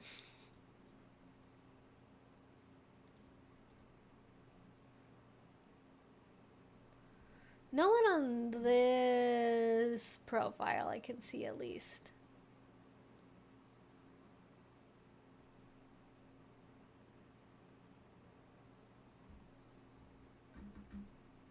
Well, looks like the bitrate's... He doesn't like me talking about Cupid. Yeah, exactly. I mean, YouTube obviously is developing a competitor dating app that Can you imagine that? I mean, they tried that. There was like a Google One or whatever that was, like the when they briefly had a social media platform for like 10 seconds after they bought YouTube, or before they did, around the time YouTube was purchased by Google. That was an exciting time, wasn't it? No, I think we're good now. We got 10 minutes. 10-minute warning. Get your questions in now, or just ageism. Yeah, I guess ageism is the term, but I mean specifically older people, because ageism I think can also apply to people of any age, right? Anyways, yeah, I think YouTube is fucking up. Cause it's still mad at me, but I can see that the bitrate is back to where it should be for streaming purposes. Like, at least on my end, so I don't know. But I mean, that's so sad. We were doing so YouTube was YouTube. You let me down. We were having a great stream. We were going along great, and then you just, what a way to end the stream, you know? It's like suddenly like lose like 50 people at the very end. Okay, looks like YouTube is happy again with my stream. I don't want to jinx anything. Hopefully we'll be fine. Okay, let's get to a couple more questions here. And then suddenly this whole stream will be over. All of a sudden, I just like, oh, God, that was almost a disaster. All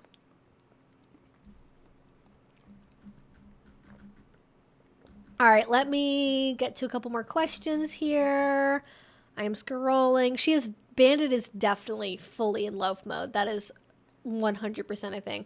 I've also been recommended Eugenia videos, but then again, look at my username. No, but on the real, I've been recommended videos.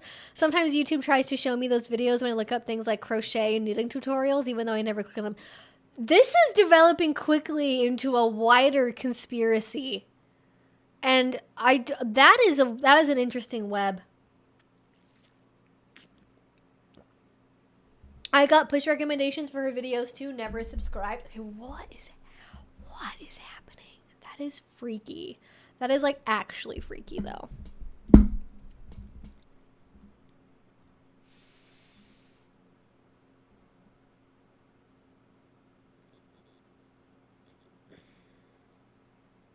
Oh, I meant x-rays? Okay. Question, what about waxing? Like taking out like chest hair? There must be a name for that, right? You'd think it would be more of a thing. It's painful. It's a beauty procedure. It makes your skin feel nice. You know, it's accessible product-wise. There's instructions in the package usually if you're getting a take-home kit. I have not seen anyone do a hair waxing scene before, like hair removal.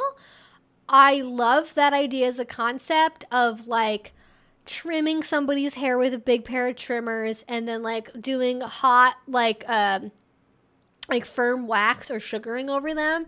I think that could be a really fun scene. As far as I know, there's not a separate term for that. That would just be hair removal, hair waxing, something like that. I don't think that people generally would call it wax play. I think that would probably be confusing. Because also, like, nobody really does it, which, you know, missed opportunity, honestly. Mostly, if any hair is removed, it's incidental to, like, other play, like knife play or wax play.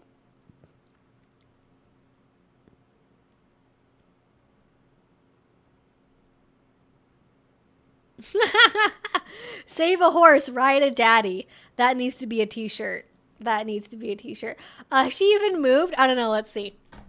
Benita, my sweet angel, how are we? I saw her eyes look at me. She looked at me. Her eyes was like, she's okay. She's just snoozing. She's been playing around a lot in the yard, so she likes to snooze. This is her, I don't know what it is. My office just puts the dogs to sleep. They're like, all right, nap time. Nap time mode. Kitchen, no nap. Living room, no nap. Outside, no nap. Office, nap. She moved once, I think, earlier in this stream. She moved out of her bed, at least.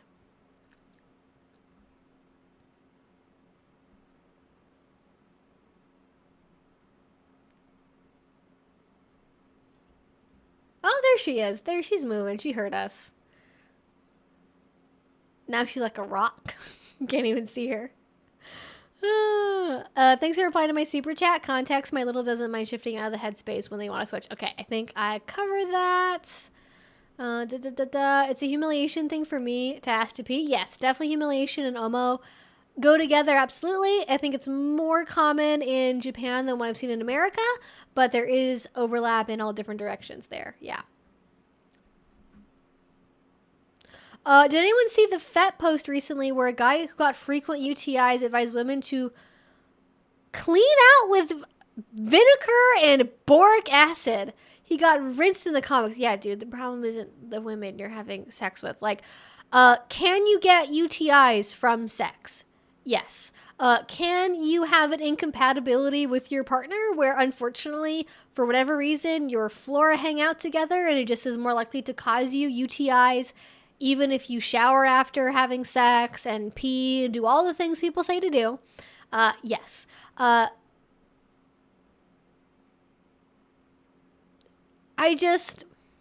don't even know, like, what year is it that we're telling women to douche with vinegar? Like, what is this 1935? Like, what year are we in? I'm very glad he got rinsed in the comments.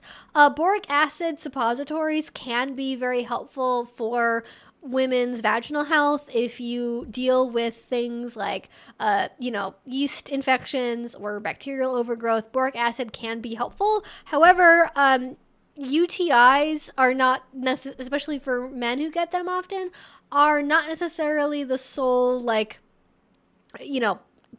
problem. Like, the problem isn't solely caused by women, basically. And also them cleaning up with vinegar and boric acid is not necessarily, like, it's not like you're having sex with dirty women. Like, the problem is much more likely to be like, you don't pee after sex. You're not showering. You're not clean. You don't use a clean towel. You have a sensitivity to the lube you're using. You're using overly fragranced bath and body products. Like, you use a fragranced laundry detergent or a dryer sheets or something that are causing you irritation. That's, oh God, I didn't see that, but thanks for the head rolling and the eye rolling. She now is croissant shaped. That is correct. She's le croissant. Dogs, how many? I think you mentioned something about it earlier. I currently have one. Her name is Bandit. I am currently dog sitting a bonus dog who is off camera and mysterious. Maybe she doesn't even exist. Maybe I'm lying about there being a second dog. You guys don't know. She's not on camera. She's fully snoozing, though. She's right there. I can see her. You guys can't, though. It's my little secret. It is cozy vibes. This is like my favorite vibe to stream in. Like, got the lights going, got the candle going. That is mulled cider and chestnut scented. It is delicious. I think I need to give it a break, though. I've been burning it off and on the last couple of days, and I'm worried I may have relieved all of the fragrance from it. Yeah. Well, better late than never to the stream. We are wrapping up here in a couple minutes, but thank you for hanging out with us. But, oh my God, I am that FetLife post. Oh, the UTIs. I mean, I almost want to look that up and, like, find it and I want to see what happened. Like, can I show this to, like, urologist or, like, an obgyn or something? Cause, like, or, like, a women's health doctor or somebody. Cause I want to get a professional opinion / roasting about this. Because, I mean, on the one hand, like, yes, you can get UTIs from a partner as a person with a penis if you are having sex with women when your flora are not compatible. That is a possibility. However, the sole responsibility for that is not just women who have dirty vaginas who need to clean out with vinegar. There are about 50 other things that could be causing UTIs. Very common for UTIs also to be caused by poor diet. If you are prone to UTIs, part of it could be vaginal sex. Part of it could be, other issues with cleanliness or fragrance issues or other irritants. Could also be that you just have a high amount of sugar in your diet. Bacteria love sugar. UTIs are caused by bacterial overgrowth. Ipso facto, the problem is too much sugar, not enough water, sugar hanging out in, in stuff, you know, giving your bacteria more nutrients to work with. So less sugar, more water. There you go. Not that that is a cure-all necessarily. Also, just for people who are listening to this, I am planning to make a video on just like health tips. Like I want to do this for a while. Is like health tips I've learned about you know, like sex and like maintenance and stuff, because I think that's helpful for people just to hear about that. There is a supplement that is called D-Manos. It's DMANNOSE, I want to say, D-Manos, and you can get it on Amazon. And I from what I understand, the scientific literature I've read about it, it is helpful for UTIs more than cranberry is. And it is a good ingredient for prevention of UTIs. I have found it to be very successful. On the rare occasions I have dealt with like the beginning of a UTI, I have found it to really work to help me not have to get to the point where I need to take antibiotics, because I try to avoid doing that when I can, because I hate antibiotics, and if I have to be on any more anytime soon, I will lose it. I will not be happy. Anyways. Rants about antibiotics and UTIs over, but yeah. Mama Dr. Jones has hilarious and traumatizing videos on reacting to bad women's health content. Mama Dr. Jones is definitely a gem, and if it didn't involve sharing a FetLife post, which is very, very, very much against FetLife TOS, I would love to make a video inspired by that, but perhaps I will just maybe use this as a nudge to be like, maybe I should make that video about like health and care and keeping tips for adults, because I think that is useful. The cleaning out would upset the floor and make UTIs more likely. Yes. Certainly douching is bad. Anything scented is bad. I definitely cannot recommend vinegar rinses. As I was saying, boric acid suppositories, if you are somebody who deals with bacterial overgrowth, yeast infections, etc., those can be helpful. They're pretty standard as a recommendation, but anything with cycling water around in there, like you're cleaning a car, that's not really necessary. Not really necessary at all. And you know, there's a lot of stuff that people will get upset about in terms of like soap in the vagina. It's perfectly fine to clean your around your vulvar, I guess it'd be vulva, just vulva area. You know, with a gentle soap, that's fine. You can also just use plain water. You know, you don't want to get anything inside the vagina, but externally, you know, using a cleanser is fine. You know, it's not really that big of a deal to use a cleanser outside, you know, your bits. But also, you know, if water works for you, you can just use water and a washcloth. That also is totally fine. I'm also prone to yeast infections. I use to get them a lot around my period. Yes, very common for a lot of people to get them around their period. I always wondered why that was. This before being sexually active. Yeah. Some people find it happens to them more or less after they have sex more or less frequently, or around their period, or around sex. Like it all happens. Yeah. Yes, it is it's the de-manning drug. Yeah, it's the de-manning drug. No, sadly not. I'm not sure what the Mano stands for. I think it's a compound. My sister calls my hormones antibiotics. That's a good one. I love that. I love that you can joke with her about that. That's really nice. That sounds like you guys have a good joke going there. I never thought about lifestyle things possibly causing it. I have to look it up now. Yes, lifestyle things, especially if it's around your period. If it's like during your period, like definitely could be tampons. It could be a lot of the period underwear is not particularly breathable. Could be that. Wearing tights a lot. If you wear lots of tights and leggings for work clothes, like when I worked in an office and I wore like tights every single day, basically with like skirts or dresses I was wearing for work, it was very common that I would not very common. Like that was something that my doctor was like, hey, do you wear tights like this for work like a lot? And I was like, yeah. And they're like, try to wear them less. Like if you're having, if you don't have any symptoms yet, but like if you do, that's probably why. So like wearing breathable fabrics, being conscious about, fragrances in your bath and body products. Like it is amazing the amount of things that our body is both resilient to and very susceptible towards. And like it could literally be anything from like not wearing breathable underwear or tights to period products to scents to fragrances to body lotions, a bunch of stuff. Yeah. Anyways.